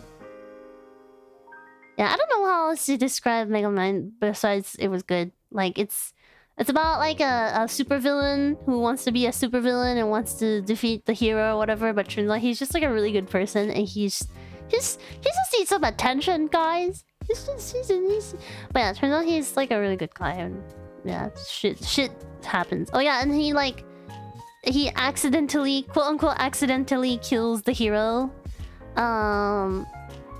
So, but like because after killing the hero, he loses his purpose, so he tries to make someone else a hero so they can battle it out together, but then he accidentally creates like the worst villain ever. And then he has to like save the city or whatever. Yeah, it's a good one. It's a good one. It's a cute one. Cute watch. Good for the fam. Moomins in the Riviera. I love this movie, but that's because I love Moomins. It's because I love Moomins. This is a Moomin movie. It's kind of kind of it's kind of like, it's just, if you like Moomins, like this is not the 90s Moomins kind of vibes. It's very much like original book kind of Moomins vibes. So they all act a little unhinged. They all act a little unhinged. But it was a cute movie, and I don't know how to explain the plot other than they all go on vacation and they all embarrass themselves. I don't know how else to explain it. Like they all go to the city, but they're all country bumpkin and they don't know how to act, so they all kind of embarrass themselves. And then they go back home and they're like, yeah, home is the best, and that's it. That's literally the plot of the movie. That's it. Yeah. My favorite scene in the entire movie was when they come back home and then Snufkin gives Moomin a really big hug, and that's it. That's my favorite scene. It's a really cute scene. Yeah. Yeah, Snufkin, I think I would have enjoyed it more if my favorite character Snufkin was in this movie, but he's only in it in the beginning and the end because like, and they're like, Snufkin, do you want to come? He's like, no thanks. So he just doesn't come along. It's just the Moomin family and Snuff Morden. Snork Maiden, yeah. That's it. Yeah. Are there any sex scenes? No, there are not, but there's like, you get to see Snork Maiden in a bikini, if you guys are into that, I guess. Yeah. Moomin Mama is the best character in this show. She's cute. She's super cute. She's the only one that is kind of reasonable in this movie. Yeah. Yeah, it's cute. It's a cute movie. I think it's only enjoyable if you already like the Moomins movies. Not movies, Moomins, just Moomins in general. But if you do, it's a cute one. Yeah. Oh yeah, so this one is I forgot the English title. Something Dragon. Hold on, I'm gonna look it up on my phone. What is this called? Oh, I Am Dragon.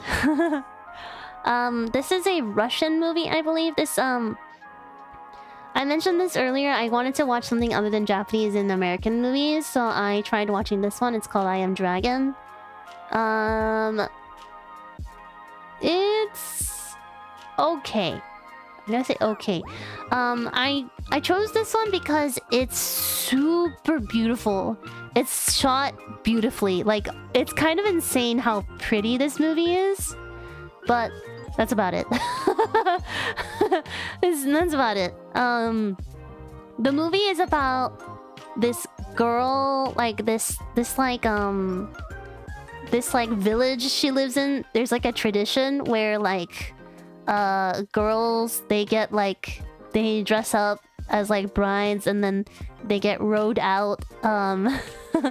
They get rowed out into a boat because long time ago there was like a tradition where they would do that, and like they would basically sacrifice a girl to the dragons, because the dragons would like eat people from the village. So like once a year or something like that, they like sacrifice a girl, like a maiden, to be eaten by a dragon or something like that. Or married to the dragon, something like that. But after the dragon slayer slay the dragon, they don't have to sacrifice anyone anymore, blah blah blah. But then but they still do that tradition, just it's like a marriage tradition now. So she's like the village chief's daughter or something, and she's getting married to the descendant of a dragon slayer or whatever. So they're doing this ceremony. But then the dragon comes back, even though they thought there was no more dragons. And so she gets kidnapped by a dragon. But it turns out a dragon is super hot dude. Like, it's literally a monster fucker movie. Turns out the dragon can turn into a person, like a super hot guy. And he's like, oh, I can't control my urges. You know. And they overcome with love, the power of love. And then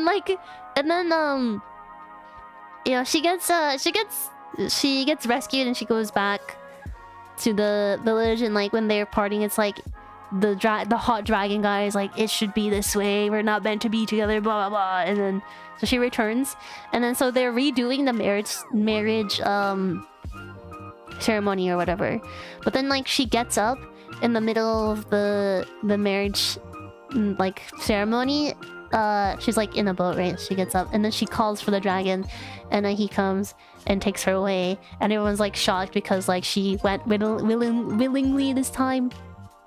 Yeah.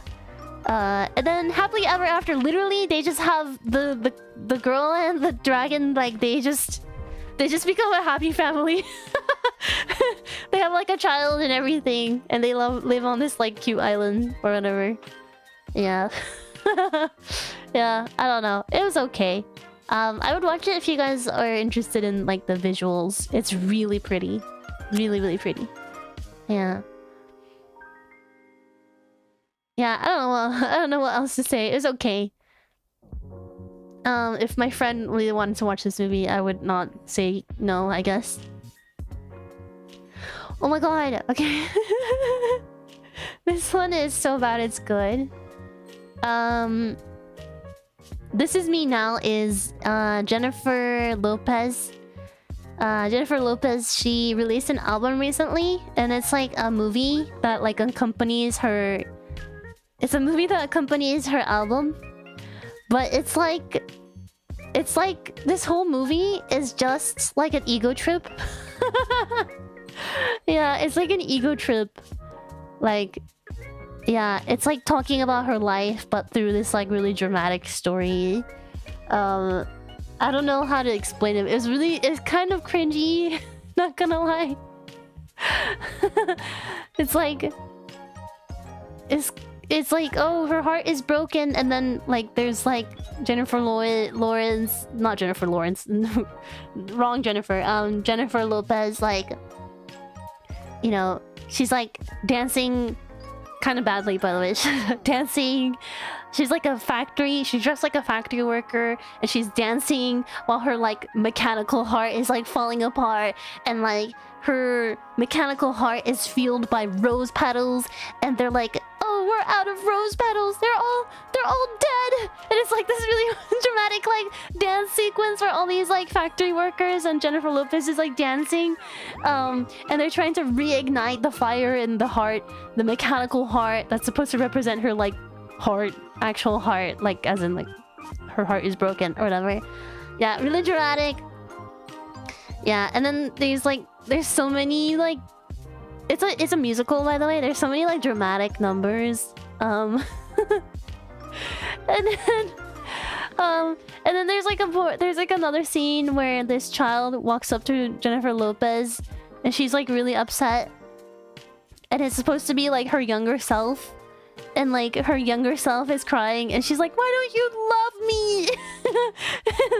And then she realizes, oh my god, I didn't love I loved so many of these guys, but I realized that I didn't love myself. And then that's when her like inner rose petals grows again, and she's able to like heal her broken heart. I don't know, it's really dramatic, a little bit cringe. And I'm not trying to shit on JLo, but like her like, I don't know, her singing in the new album is not very good. And her dancing, the choreography is a little like not good. And like she apparently like self-funded this entire project because like no one wanted to fund this movie. Until I think Netflix or Amazon Prime, I think Amazon Prime Video picked it up in the end. But yeah, it's literally just a ego boost movie. It's a little self-centered kind of a movie. But like, it was a little was kind of cringe, honestly, but I enjoyed it at the same time. Also, it was really beautiful. It was beautifully shot. Like the CG and like the cinematography was actually really nice. Yeah, it's pretty. It's pretty. Yeah, it's a really pretty movie. But also really silly. I think a drinking game would be a good drinking game would come out of this, I think. Yeah. Yeah, Kim Petras is in it. Yeah, that's the only reason why I watched it, actually. Oh yeah, there's like a zodiacal council or whatever where all the star signs are like watching over her, and like J-Lo's like all obsessed with like star signs and stuff. Which kind of adds to the cringe, even though I also like astrology. Yeah. I think there's like a scene where she has like a toxic boyfriend and then she like gets out of the relationship, and the last line she says in that scene is fuck Libras or whatever. Fuck Libras. Yeah, a little cringy. I don't know, good drinking game watch. And it's a short movie too. It's like 40 minutes or something like that. Yeah. Okay. Oh, Aquamarines. This is kind of like I was saying, like I wasn't allowed to watch certain movies and I really wanted to watch this as a child, but I couldn't. This is one of those. Yeah, Aquamarine. I really wanted to watch this when I was little, but I couldn't. So I watched it as an adult. I think if I watched it as a child, I would have loved this. I know I would have loved this if I watched this as a child. Cause like cute, like pretty mermaids and blah blah blah, right? Yeah. It's like it's not a good movie, to be honest. To be honest, it's not a really good movie, but I know the child in me would have loved it. Yeah.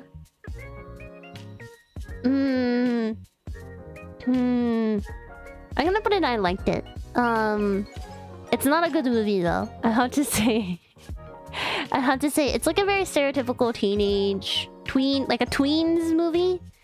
So like this girl's best friends with this other girl who's like moving soon, and like she's like, oh my god, I wish she wouldn't move, blah blah blah. And then they wish on like a something, like a stone or something like that. I kind of forgot how the beginning of the story goes. But then there's like a storm, and then this mermaid gets washed up, and then it turns out this mermaid, she doesn't want to get married to some fiance that she has, so she ran away, blah blah blah. And she's like, if I can fall in love with like someone that I love, like if I can find someone that I love truly within the next 5 days, I don't have to go back or blah blah blah. So the two girls try to like basically hook her up with this really hot guy that they know. And it's just like, it's kind of a cute, I don't know, it's just like a really cute tween movie. Yeah. I don't know. It's a cute tween movie. I wouldn't even call it a teenage drama. It's just a cute tweens movie. There's not a lot of drama. It's very much like friendship, yay, kind of movie. Friendship, yay! Mermaids, yay! Hot guy, yay! Yeah. Like there's no like girl on girl drama or anything like that. Yeah. I don't know. It's like a really cute movie. Yeah, I don't know. I know I would have loved it as a child, so I'm gonna say I liked it, but I don't know if I would go back and watch it again. But if my friend wanted to watch it together, I would. No, there's no girl and girl romance. No, they're just good friends. One Love. One Love is a biography movie. Biography movie. So what you say? Like think like Bohemian Rhapsody, like the Queen movie. It's like that, but this one's for Bob Marley. So I'm gonna put it in okay. The thing is, with this movie, Bob Marley had a very interesting life. And yet, somehow, they were able to make the movie so boring. I don't know. Like, how do you do that? Like, I think if he just told his story normally, we would have walked away with a pretty good movie. Because his life is so interesting. He's lived through a really interesting life. Like, really interesting. Right? But, like, the movie was so boring. I don't know. I was kind of disappointed. He's such a legend. Yeah, he did so much more than just music, right? He was like a political figure essentially. He was, you know, fighting for peace. Yeah, and how did you fuck that up? I don't know. It was kind of boring. Like if you watch it, I think you would understand. Like, I don't know. Like it was kind of disappointing. Yeah. I don't know. Like, everything that I think is... I don't know. It's kind of hard... It's hard to explain, but like... I don't know. They somehow made all the really important... like... events in his life... like, not... stick? I guess, if that makes sense. Like, I can't really remember any iconic scenes in the movie. Like, when I think Bohemian Rhapsody, there's so many, like, iconic scenes that I can think of. Like, I can think of, like, the AIDS concert, or, like, how, like, the Queen members met, or, like, I don't know, like, Freddie, like, you know, super in love with his, like, girlfriend, blah, blah, blah. Like, I can remember a lot of really iconic scenes from... like Bohemian Rhapsody. But with this one, I don't remember anything. I really don't remember anything. Yeah. I don't know. It was kind of almost giving like documentary style also. Like, it was like giving documentary style, but like, you know how documentaries can also be very interesting because it's so informative? It was like a documentary that was not informative. It's a documentary shot in a biography movie style without being informative. I don't know how else to explain it. It was just really boring and disappointing. And I thought it was okay. I wouldn't say like, I wouldn't watch again or like, you know, waste of time. Just because like Bob Marley himself is so interesting. And you get to hear a lot of Bob Marley songs, which is great, right? So I would say it's okay. But like the movie itself was pretty boring. Hi. Alright. Oh my god, let's go. The Help. The Help is iconic. The Help is iconic. I would say... Ooh. Jennifer's Body or The Help? I think I actually like Jennifer's Body more. The Help is iconic. I mentioned I really like movies like Green Book and The Help, Significant Figures, stuff like that. Really love movies, inspirational movies like that. The Help is one of really yeah,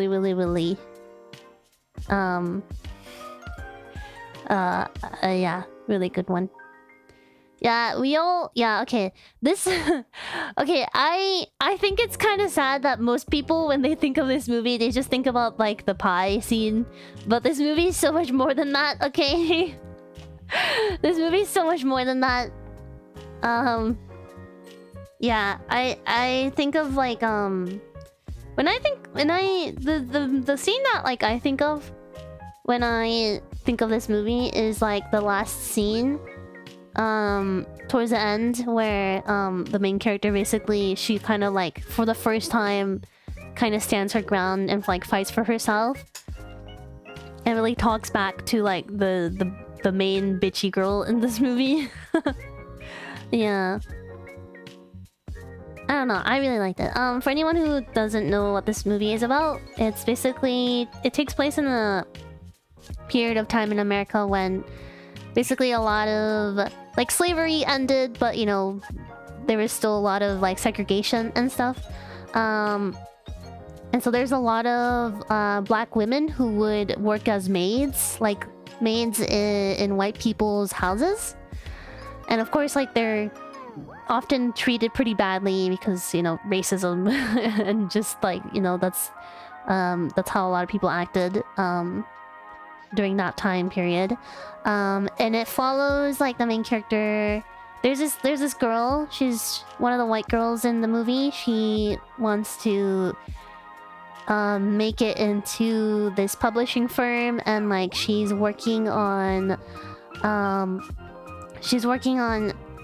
like a book basically, where she talks about the experience of aka the help.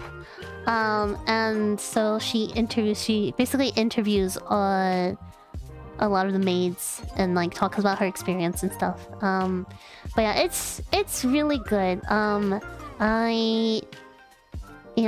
It's very inspirational because like it's about like women who are working really hard to provide for their families, despite like the really horrible working environments and conditions, and how they're, you know, treated so badly.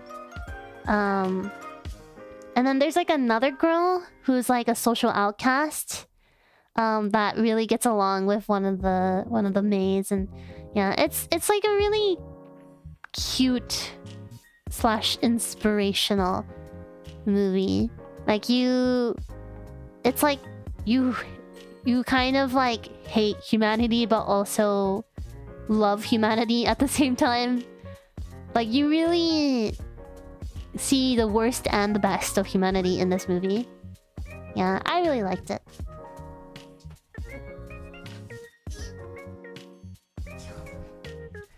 Yeah, I really liked it. I highly recommend this one. It's a good watch. Okay. Knives Out. Okay. Inspirational. Yeah, it's inspirational. Knives Out. Okay, I'm gonna upset some people with this one. It was okay. I think my expectations are too high. Yeah, I think my expectations are too high. I think I would say I liked it more than anyone but you.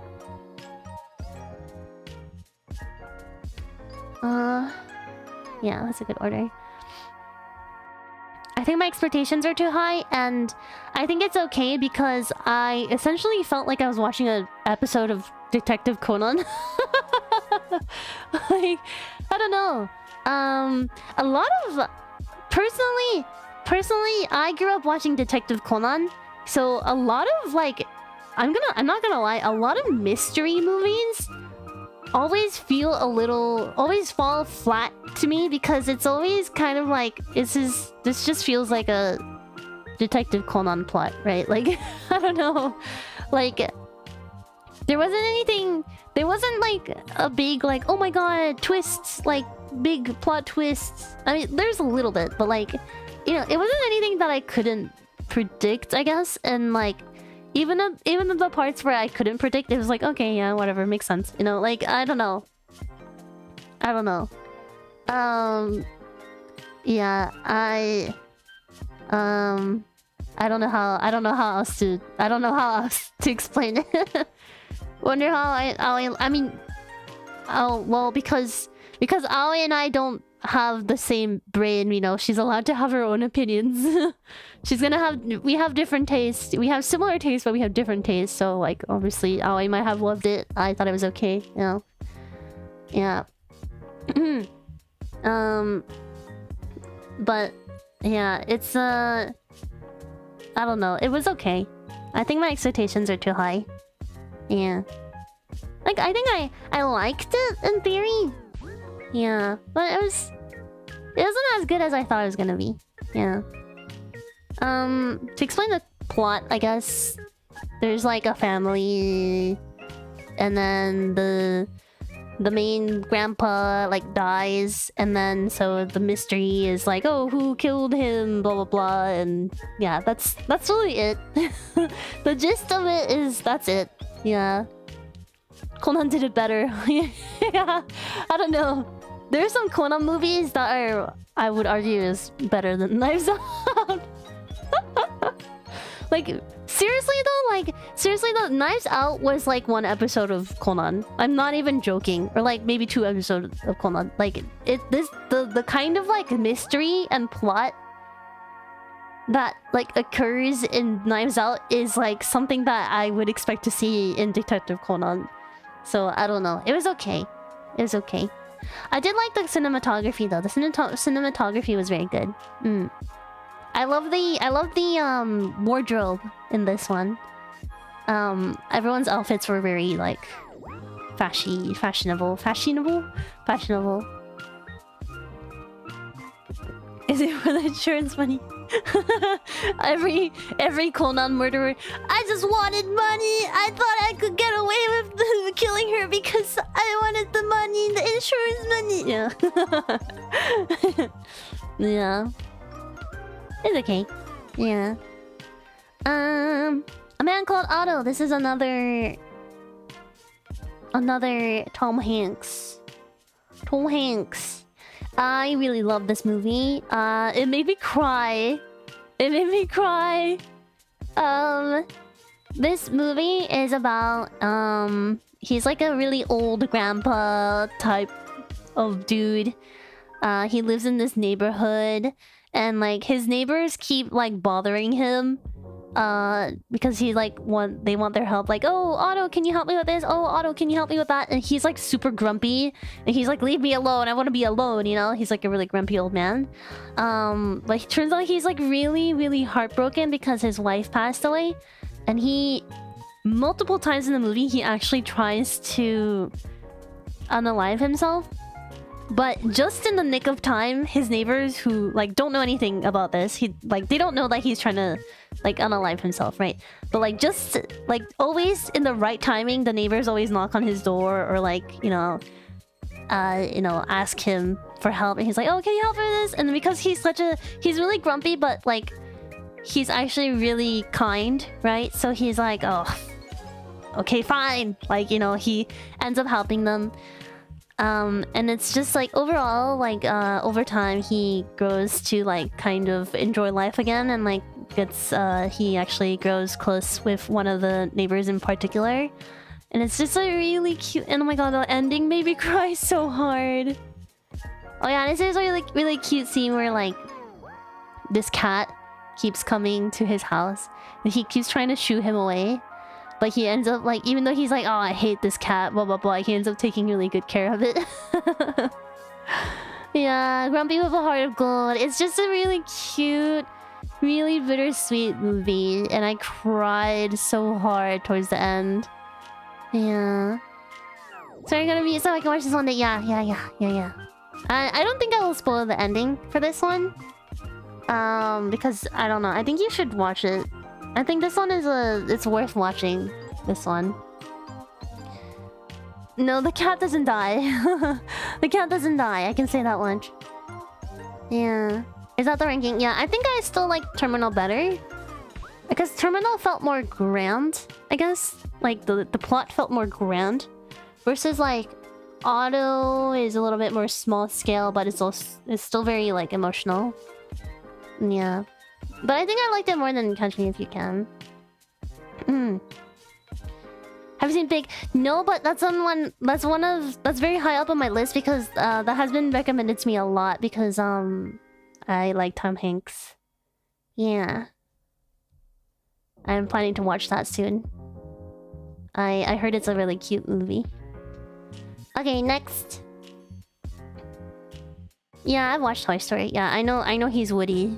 I don't really care too much about Woody, but yeah, his voice is good too. Let me see. I don't know. Toy Story is fine. That's not really my favorite. Like, I wouldn't say that's one of my favorite animated movies. I think my favorite like childhood Pixar movie is Monsters Inc. That's like the movie that I think of when I think of my childhood. Like when it comes to like Pixar/Disney movies. Yeah. Have you watched Castaway? I have. I liked Castaway. Yeah, that's why. Yeah, I don't know. Like every single Tom Hanks movie I've watched, I loved it, which is why I'm convinced that I just really like Tom Hanks. I really loved Castaway, and I really loved Forrest Gump. Yeah. Mike Wazowski. Yeah, I love Monsters Inc. My parents would always say I look just like Boo. Or not look, I act just like Boo. Yeah, when I was little. Cause like I was watching Monsters Inc. when I was like Boo's age, right? So yeah. Okay, let's see. Red, white, and royal blue.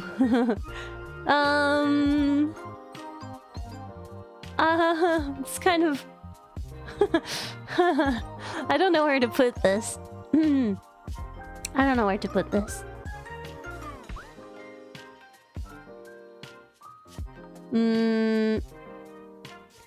I wouldn't watch it again, but I didn't dislike it.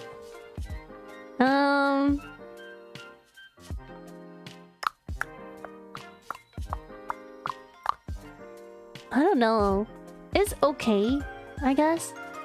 Not okay. It's okay, but I liked it more than Princess Bride and One Love. Yeah, so I wanted to watch more romance movies, but I wanted to watch one that didn't have straight people in it because I was getting real tired of straight people. Not gonna lie. I was like, I want to watch a good queer romance, right? So I watched one, so Red, White, and Royal Blue is like... It's giving like teenage girls fantasy... very fanfiction vibes, but it's about the son of the president of the United States and a English prince. And they have like a secret affair. Yeah. It's yeah, they like meet at a party and they both think they hate each other at first. But then they exchange numbers and then they text each other and like they kind of start flirting with each other and then they meet again and they like just make out and like they fuck. And then, you know, they have like a secret romance. And it's kind of cute.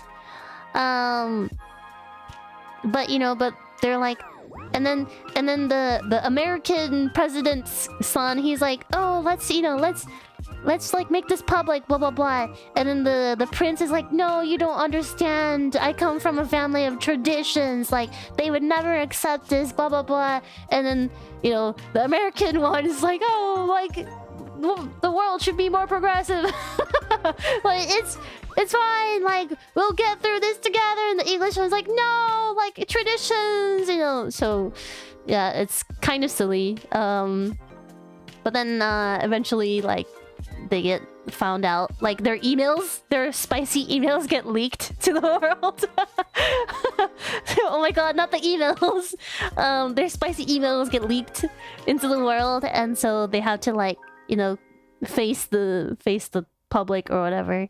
But because this is like a very happy fantasy, nothing ever bad happens kind of a movie, like you know, the two of them are like talking to the King of England. They're having this discussion, and like the King of England is like, no, you cannot do this, blah blah blah, traditions. And then like from outside the palace they hear like crowds forming, and then they realize that like people are like forming a crowd outside the palace in support of the prince or whatever, and they're like, yeah, we love you, with like rainbow flags and stuff, and they're like, oh my god. Oh my god. And then the first time that the prince finally gets like the courage to like stand up for himself, he's like, I want to be who I am, and it's really cute, but it's also very like unrealistic and very like fantasy. Like nothing had ever happened. But yeah, it's cute. It's cute. It's a cute movie. Yeah. Yeah, it's a pretty cute movie, I will say. Yeah. And that's kind of how it ends. They just happily ever after. But I like this movie because there is this like secretary, I think. Like secretary to the president. Oh yeah, and the president of the United States is his mom. She's a woman, which is also very cool. Wish that were true. But like she has like a secretary that like kind of looks after the son, and she's super cool. She has like the best lines. And she's just a really genuinely very good character. Yeah, I would watch this movie again for her, to be honest. Yeah, I don't know. It's a little silly, a little spicy, a little fantasy, a little self-indulgent, but overall just kind of cute movie. Yeah. That's why I call it fictional. I mean, it is very fictional though. I mean, like, there's no way a son of a president could be that hot. Like, I'm just kidding. But you know, it's like, you know, in what world would the son of a US president and a British prince like have a secret affair? I don't know, maybe it happens and I just don't know about it. It's cute. It's a cute movie. I'm just happy that there's any gay LGBTQ representation in movies at all. You know. Okay. Hating game, waste of time. I kind of forgot I even watched this movie until I was preparing for this stream today. It's just like a enemies to lovers trope movie, but like, I don't know. I think maybe I watched this when I was getting really tired of straight couple movies. It's just literally, it's just like very polar opposites characters. They're working in the same office. They sit across from each other and they hate each other, and they pull pranks on each other, but like secretly they love each other. And then yeah, in the end they get together. That's it. Waste of time. Super boring. I can't remember any, like, there's no memorable scenes that come to mind. Like I said, I literally forgot I even watched this movie until I was preparing for this stream today. Next, Inside Out 2. It was pretty good. I'll put it... yeah, I'll put it here. It's pretty good. I got a little emotional. Like, it's... I don't know. I think, like, a lot of people hate on Inside Out for no reason. I think people who just don't... They hate on Inside Out. They just don't have joy. Maybe they're missing joy inside them. I don't know.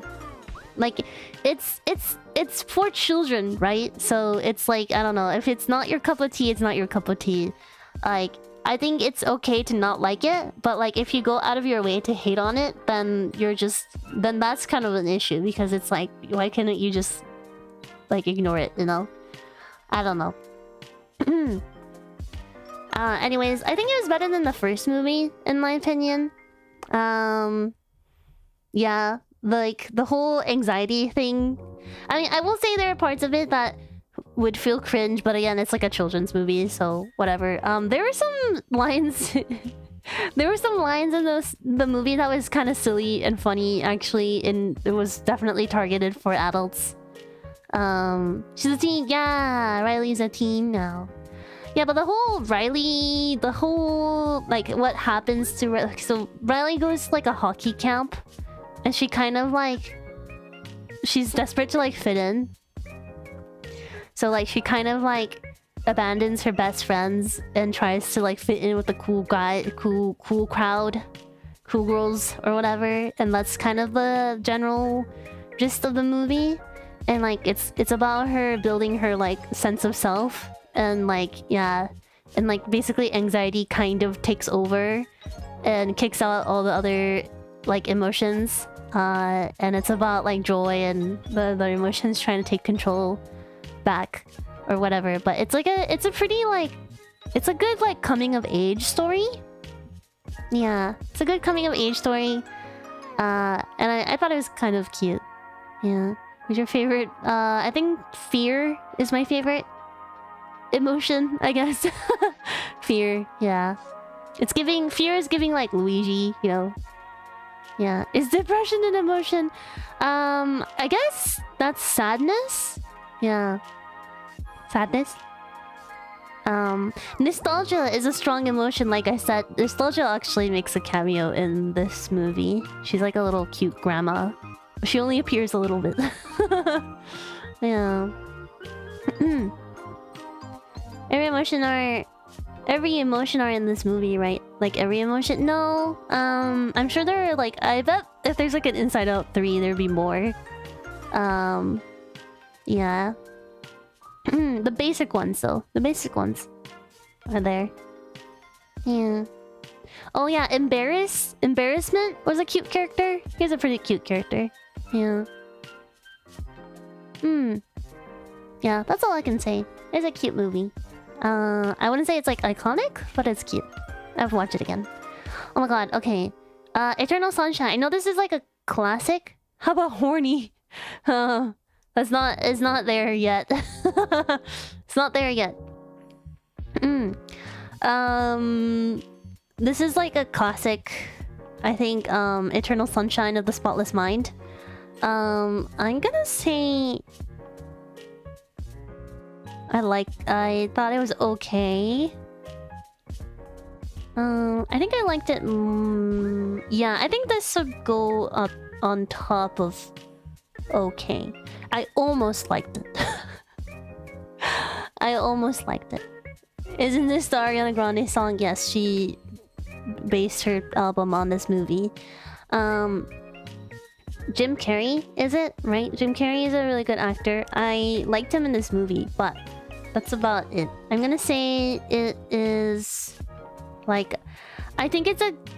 I don't know. I think it was... not as good as I thought it was gonna be and could have been, if that makes sense. I think the plot of the movie is very, very interesting. Like, the setup of the movie is super, super interesting. But also, like... I didn't think they deserved each other. Like, the romance wasn't convincing enough for me. For those of you who have never watched this movie, the basic plot of it is that, like, this guy finds out his, like, girlfriend/ex-girlfriend decided that she wanted to forget about him, so she underwent this procedure where they go and remove all the memories associated with him. And so he basically gets butthurt, and he's like, oh, well, I'll erase my memories of her too then. So he goes and gets the same procedure done, and they start removing memories of her from, like, his brain. But then he realizes halfway, like, wait, I don't want to forget, so he's trying to fight it. He's trying to fight it as much as he can, like, during that procedure. But he's, like, kind of put under, so he's not able to, like, wake up. So in his memories, he's basically, like, running away and trying to, like, preserve any memories of her that he can, right? And basically in the end, they don't remember each other, but then they end up remembering each other anyways. Oh yeah, no, wait, no, I remember. It's because, oh yeah, oh my god, I forgot the most, like, crazy part of the story. There's, like, this doctor guy, like an older doctor. He's, like, married, pretty sure. That is in charge of this clinic that does this procedure, right? And then there's, like, this, like, clerk. She's, like, the She's like the what's the word? She's like, she sits at the desk, the help desk. What's the word? Not a secretary. Maybe something like a secretary. There's this young girl that's like a secretary or whatever. But turns out she like was in love with this doctor. He's like this really old doctor. They have huge age gap, by the way. And like she tells them that she's in love, but then it turns out that she had already like had her memory erased once before, but she ended up falling for him again. And so she, yeah, receptionist. Yes, that's the word I was looking for. Thank you.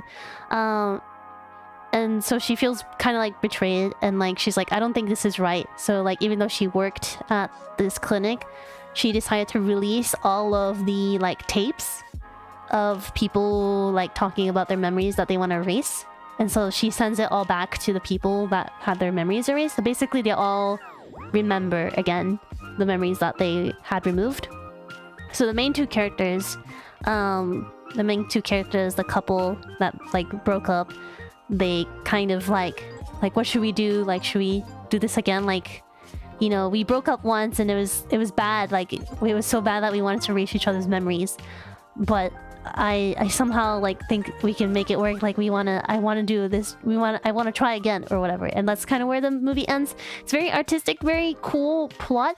But at the same time, I thought their relationship was horrible. I thought their relationship was so like toxic that I was like, wait, no. Part of me was like, wait, no, don't get back together. I don't know.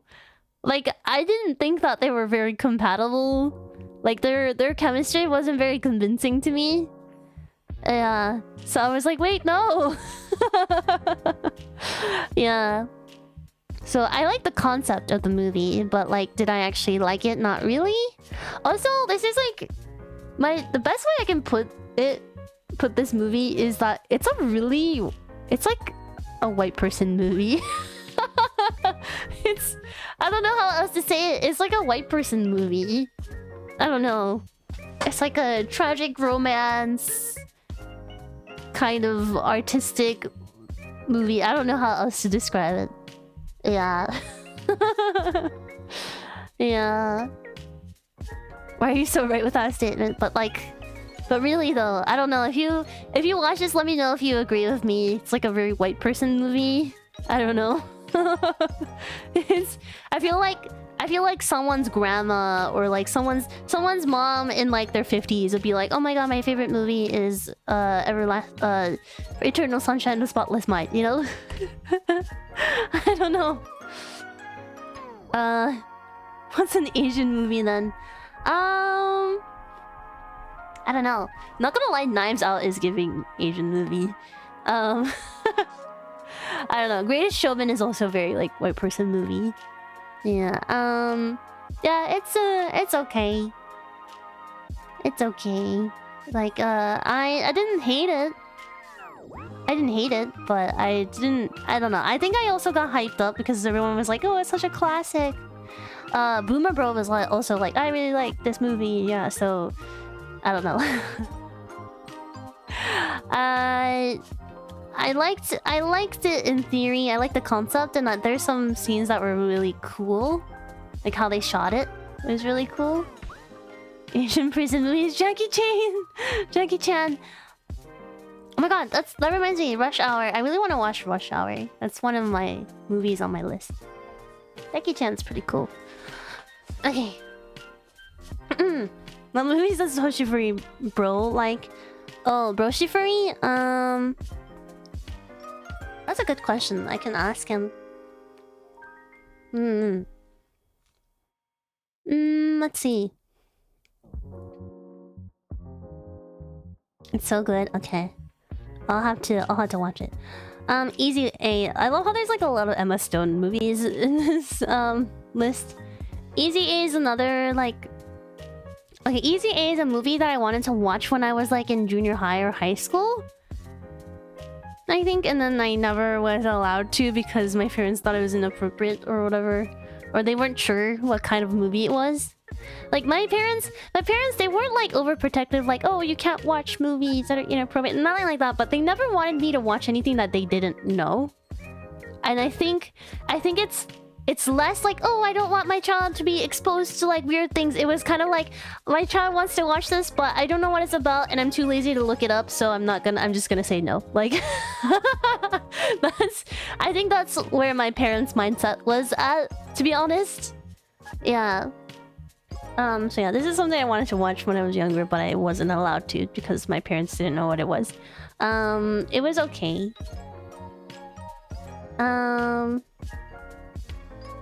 No, I'm gonna move this one to I wouldn't watch again. The I Am Dragon one.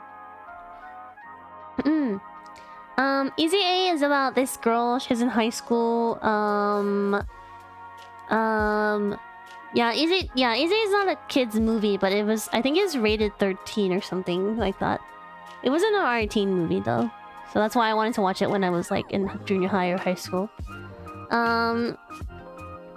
Let's see. I don't know how to explain this plot. Like, this girl, she's like a virgin or whatever, and then like, for one reason or another, her and this guy, they pretend to have sex,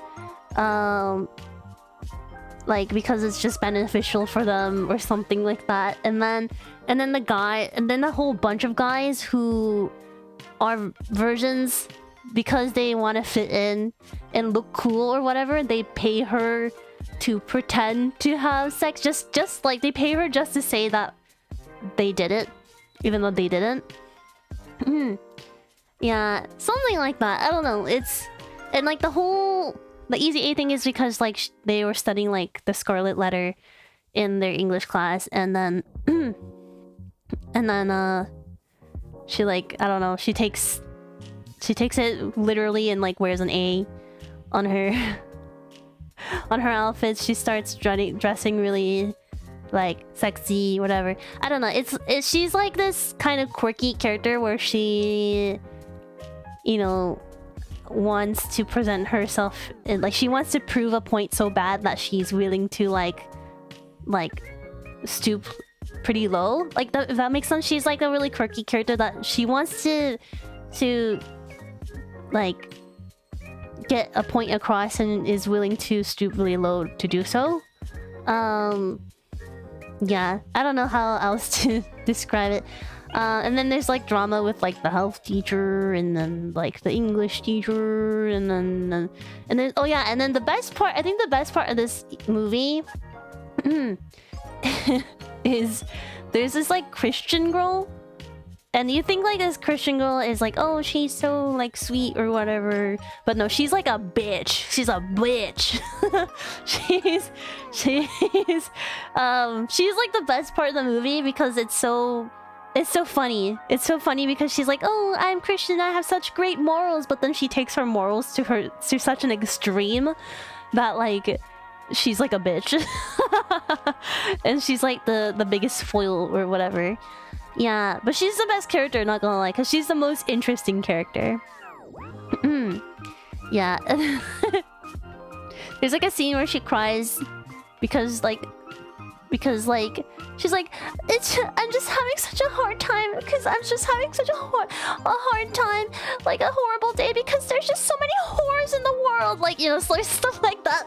She has some really iconic lines like that. Like, I don't feel so bad for her because she's such a whore. Yeah. She's the best character in the movie. Yeah. But I don't know. I don't know how to explain the movie, to be honest. This girl just tries to make a point, but then like she stoops too low to the point where she ends up hurting herself and her friendships. And then she, I think in the end she just basically like undoes all her wrongs and she learns a lesson and that's it, I think. Yeah, something like that. Yeah, it's okay. I don't know if I would watch it again. I think if a friend told me they want to watch it, I would watch it with them. But yeah, Emma Stone in this is pretty good though. I liked her performance in this movie. I didn't really care for her character, but I liked her performance in this movie. Okay, last one. Oh my god. Little Mermaid. Okay, Little Mermaid live action. So I have to put this pretty high up in pretty good. I'm kind of tempted to move bodies into iconic, not gonna lie. Okay, it's okay, I'll just keep it there. The Little Mermaid. So I am biased with this one. I'm very biased with this one is because I really like Halle Bailey. Halle Bailey is one of my favorite singers. Yeah. So Halle Bailey Halle Bailey plays Ariel in this movie. And her singing is so beautiful. She has one of the prettiest voices I've ever heard. And I think it's so cool that Disney casted a black woman as Ariel. I think that's super iconic. And like, a lot of people were upset. A lot of people are upset that like, you know, because Ariel's white in the original animated movie. But when they cast like Halle Bailey for Ariel, you know, a lot of stupid people got really upset. Which is like, it's so sad because she's a mermaid. Like, who cares? She's a fucking mermaid. You know, if someone casted, I don't know, I guess if someone casted like a black woman for like Mulan or something, then I can kind of understand the backlash. But she's a mermaid. Who cares?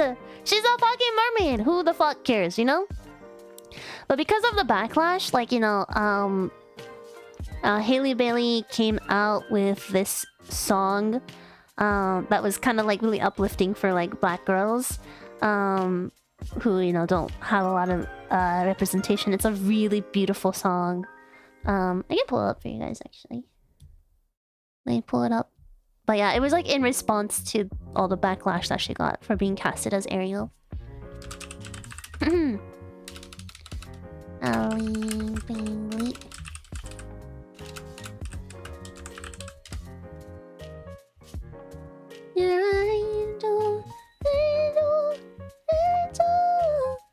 She can sing so high. It's crazy. But the song is called Angel. I recommend you guys go listen to it once you get the chance. Okay. Anyways, the movie itself, I thought it was shot really beautifully. I will say it's not like as iconic as the original animated movie, but like it's really hard to beat the original. So like, you know, I think they did the best they can. My major gripe about this movie though is that like they made Sebastian and Flounder so realistic. They look so realistic. It's so uncanny. It's it's creepy. Like Flounder looks so creepy. I wish they made like all the cute like animals, like the mascot characters, a little bit more cartoony, because like Flounder just looks like an actual real fish, and it's a bit uncanny. It's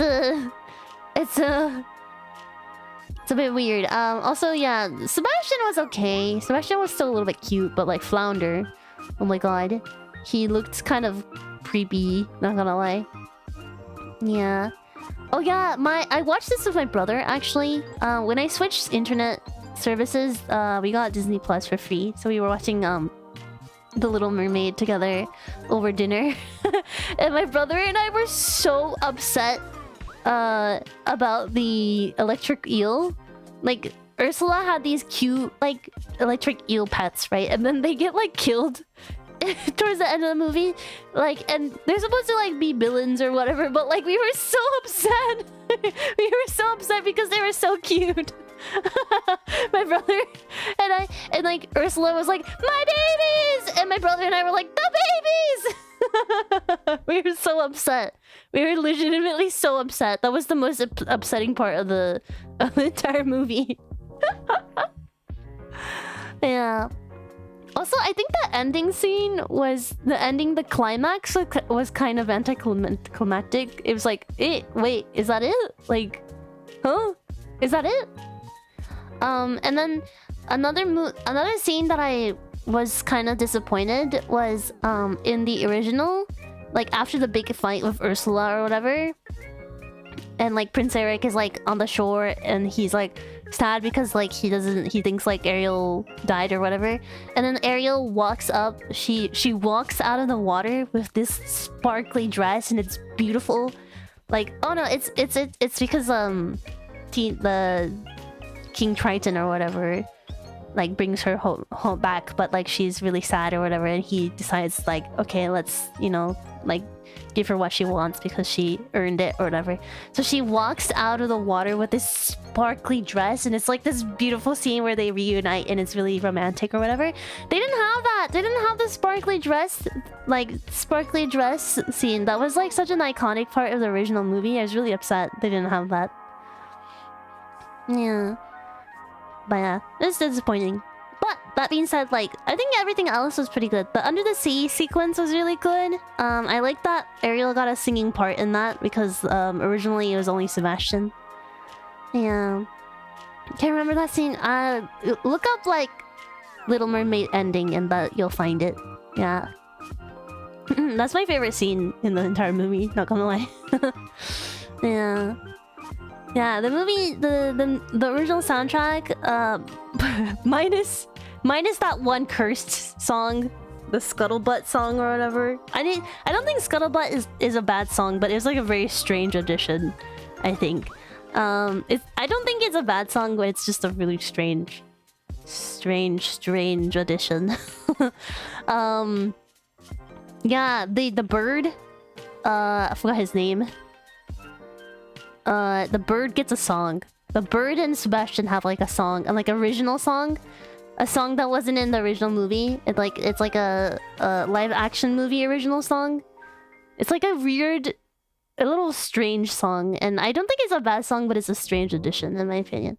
But yeah, otherwise like the live action soundtrack was really good. Like Halle Bailey was like the perfect cast for Ariel in my opinion. Yeah. Yeah, but yeah, that's it, I guess. That's all 50 movies. Let's see. I guess there was no... I didn't watch any movies that were like, never again. Like, I didn't hate any of the movies that I watched, I guess. Actually, I would put never... I would put Maid of Honor in never again. It's such a waste of time. This is probably the worst movie I watched. Yeah. For the sake of having something in there, I'll put that in there. Hey, yay, we finished. Okay, I had to go hop on call soon for something, but we'll wrap up. What's the next 50? I don't know. It kind of depends on whatever I want. I have a huge list of movies that I want to watch, but it always depends on what my mood is, so yeah, Never Again is Maid of Honor. Waste of Time is upgraded. Confessions of a Teenage Drama Queen. Thank you for the yeet. The Hating Game. Scary Movie. Confusion. This is probably my favorite category. So Bad It's Good was Rubber, 12 Feet Deep, Tarot, 50 Shades of Grey, and This Is Me Now. And I wouldn't watch again is I Am Dragon. Space Jam, I'm sorry, but Space Jam, kill me if you dare. Okay, only would watch again only if I had to. Is Eternal Sunshine, Greatest Showman, Knives Out, Anyone But You, Red, White, and Royal Blue. That rhymed. Princess Bride, One Love, Princess Switch, and Easy A. Movies that I liked, just kind of liked, simply liked. So it was decent. Rent, Last Holiday, 51st Dates, Jawbreaker, Enchanted, and Aquamarine. And then these are my top picks, basically, essentially.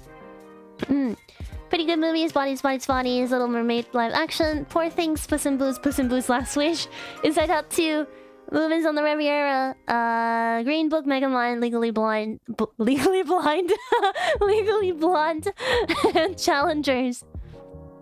And my favorite movies that I watched, my favorite movies that I watched out of the 50 was Jennifer's Body, The How Trolls Band Together, and Phantom of the Opera. But also all the Tom Hanks movies, The Terminal, A Man Called Otto, and Catch Me If You Can. And the 2 Doraemon movies. I will say this one, the Doraemon dinosaur one, it's not like a, oh my god, I love it so much. I thought it was decent. Like, it passes, but it's not my favorite. This one though, the Earth Symphony, this one is absolute one of my favorite Doraemon movies. It's really good. So there you go. That's my... I'll export this. Download image. Download image. There you go. I will... Hold on, let me double check that it's saved okay, and I will post it on Twitter. Post it on Twitter. I bet there's gonna be people like, oh, Space Jam. You guys will live. I assure you. Okay. Alright. I'm going to quickly read donations because I have to hop on call very soon. Thank you for hanging out with me. It was a long one. But yeah, I'm glad I finished relatively on time. What the heck? Okay. Activity. But yeah, I will most likely do this again either at the end of the year or first thing next year. When I eventually watch 50 more movies. 50 more movies, and then we'll do the 100 movies conclusion. We'll see what my favorite movie was of this year. Is it interesting also? Thanks for sharing. Yeah, of course. Of course. Wally, thank you for the donation. All I have to say about your list is it's your opinion that is what matters the most. We all have different tastes. After all, that's fine. Good job watching 50 Hime onwards to 50 more. I should watch more movies too. Have a lovely day. And we'll be more too. Thank you so much, Wally. Arigato. Thank you, thank you. Yeah, I'm looking forward to watching more movies. Definitely want to watch another movie soon because my last movie was 50 Shades of Grey and that was 50 Shades of Fucked Up, so I would like to watch a new one. Yeah. Would the live action 1970s be recommended? The Moomins one? I don't know. I don't even know where I can watch that. Yeah. Okay, anyways. That is all, guys. Thank you guys so much for hanging out with me today. I will see you guys tomorrow. I believe I am playing Guilty Gear tomorrow during the afternoon, and then I have a collab with Hayate tomorrow in the evening. Yeah, should be pretty fun.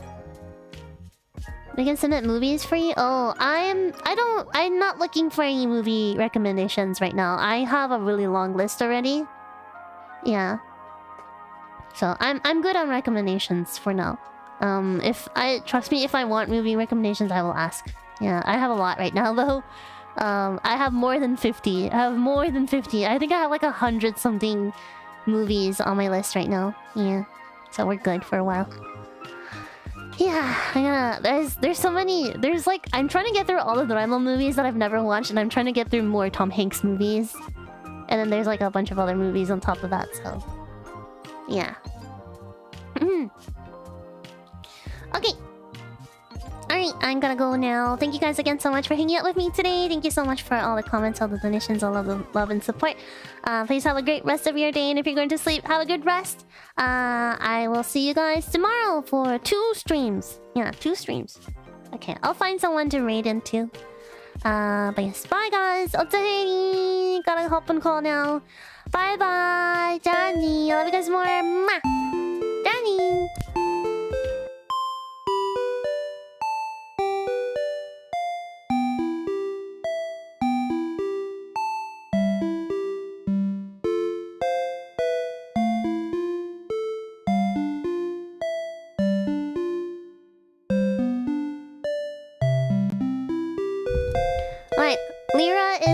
Monster Hunter, so I'm gonna raid into her stream. Please tell her I said hello. Alright, Hoshifuri. Bye guys. I'll talk to you guys later. Johnny. Bye bye. Love you guys more. Mwah.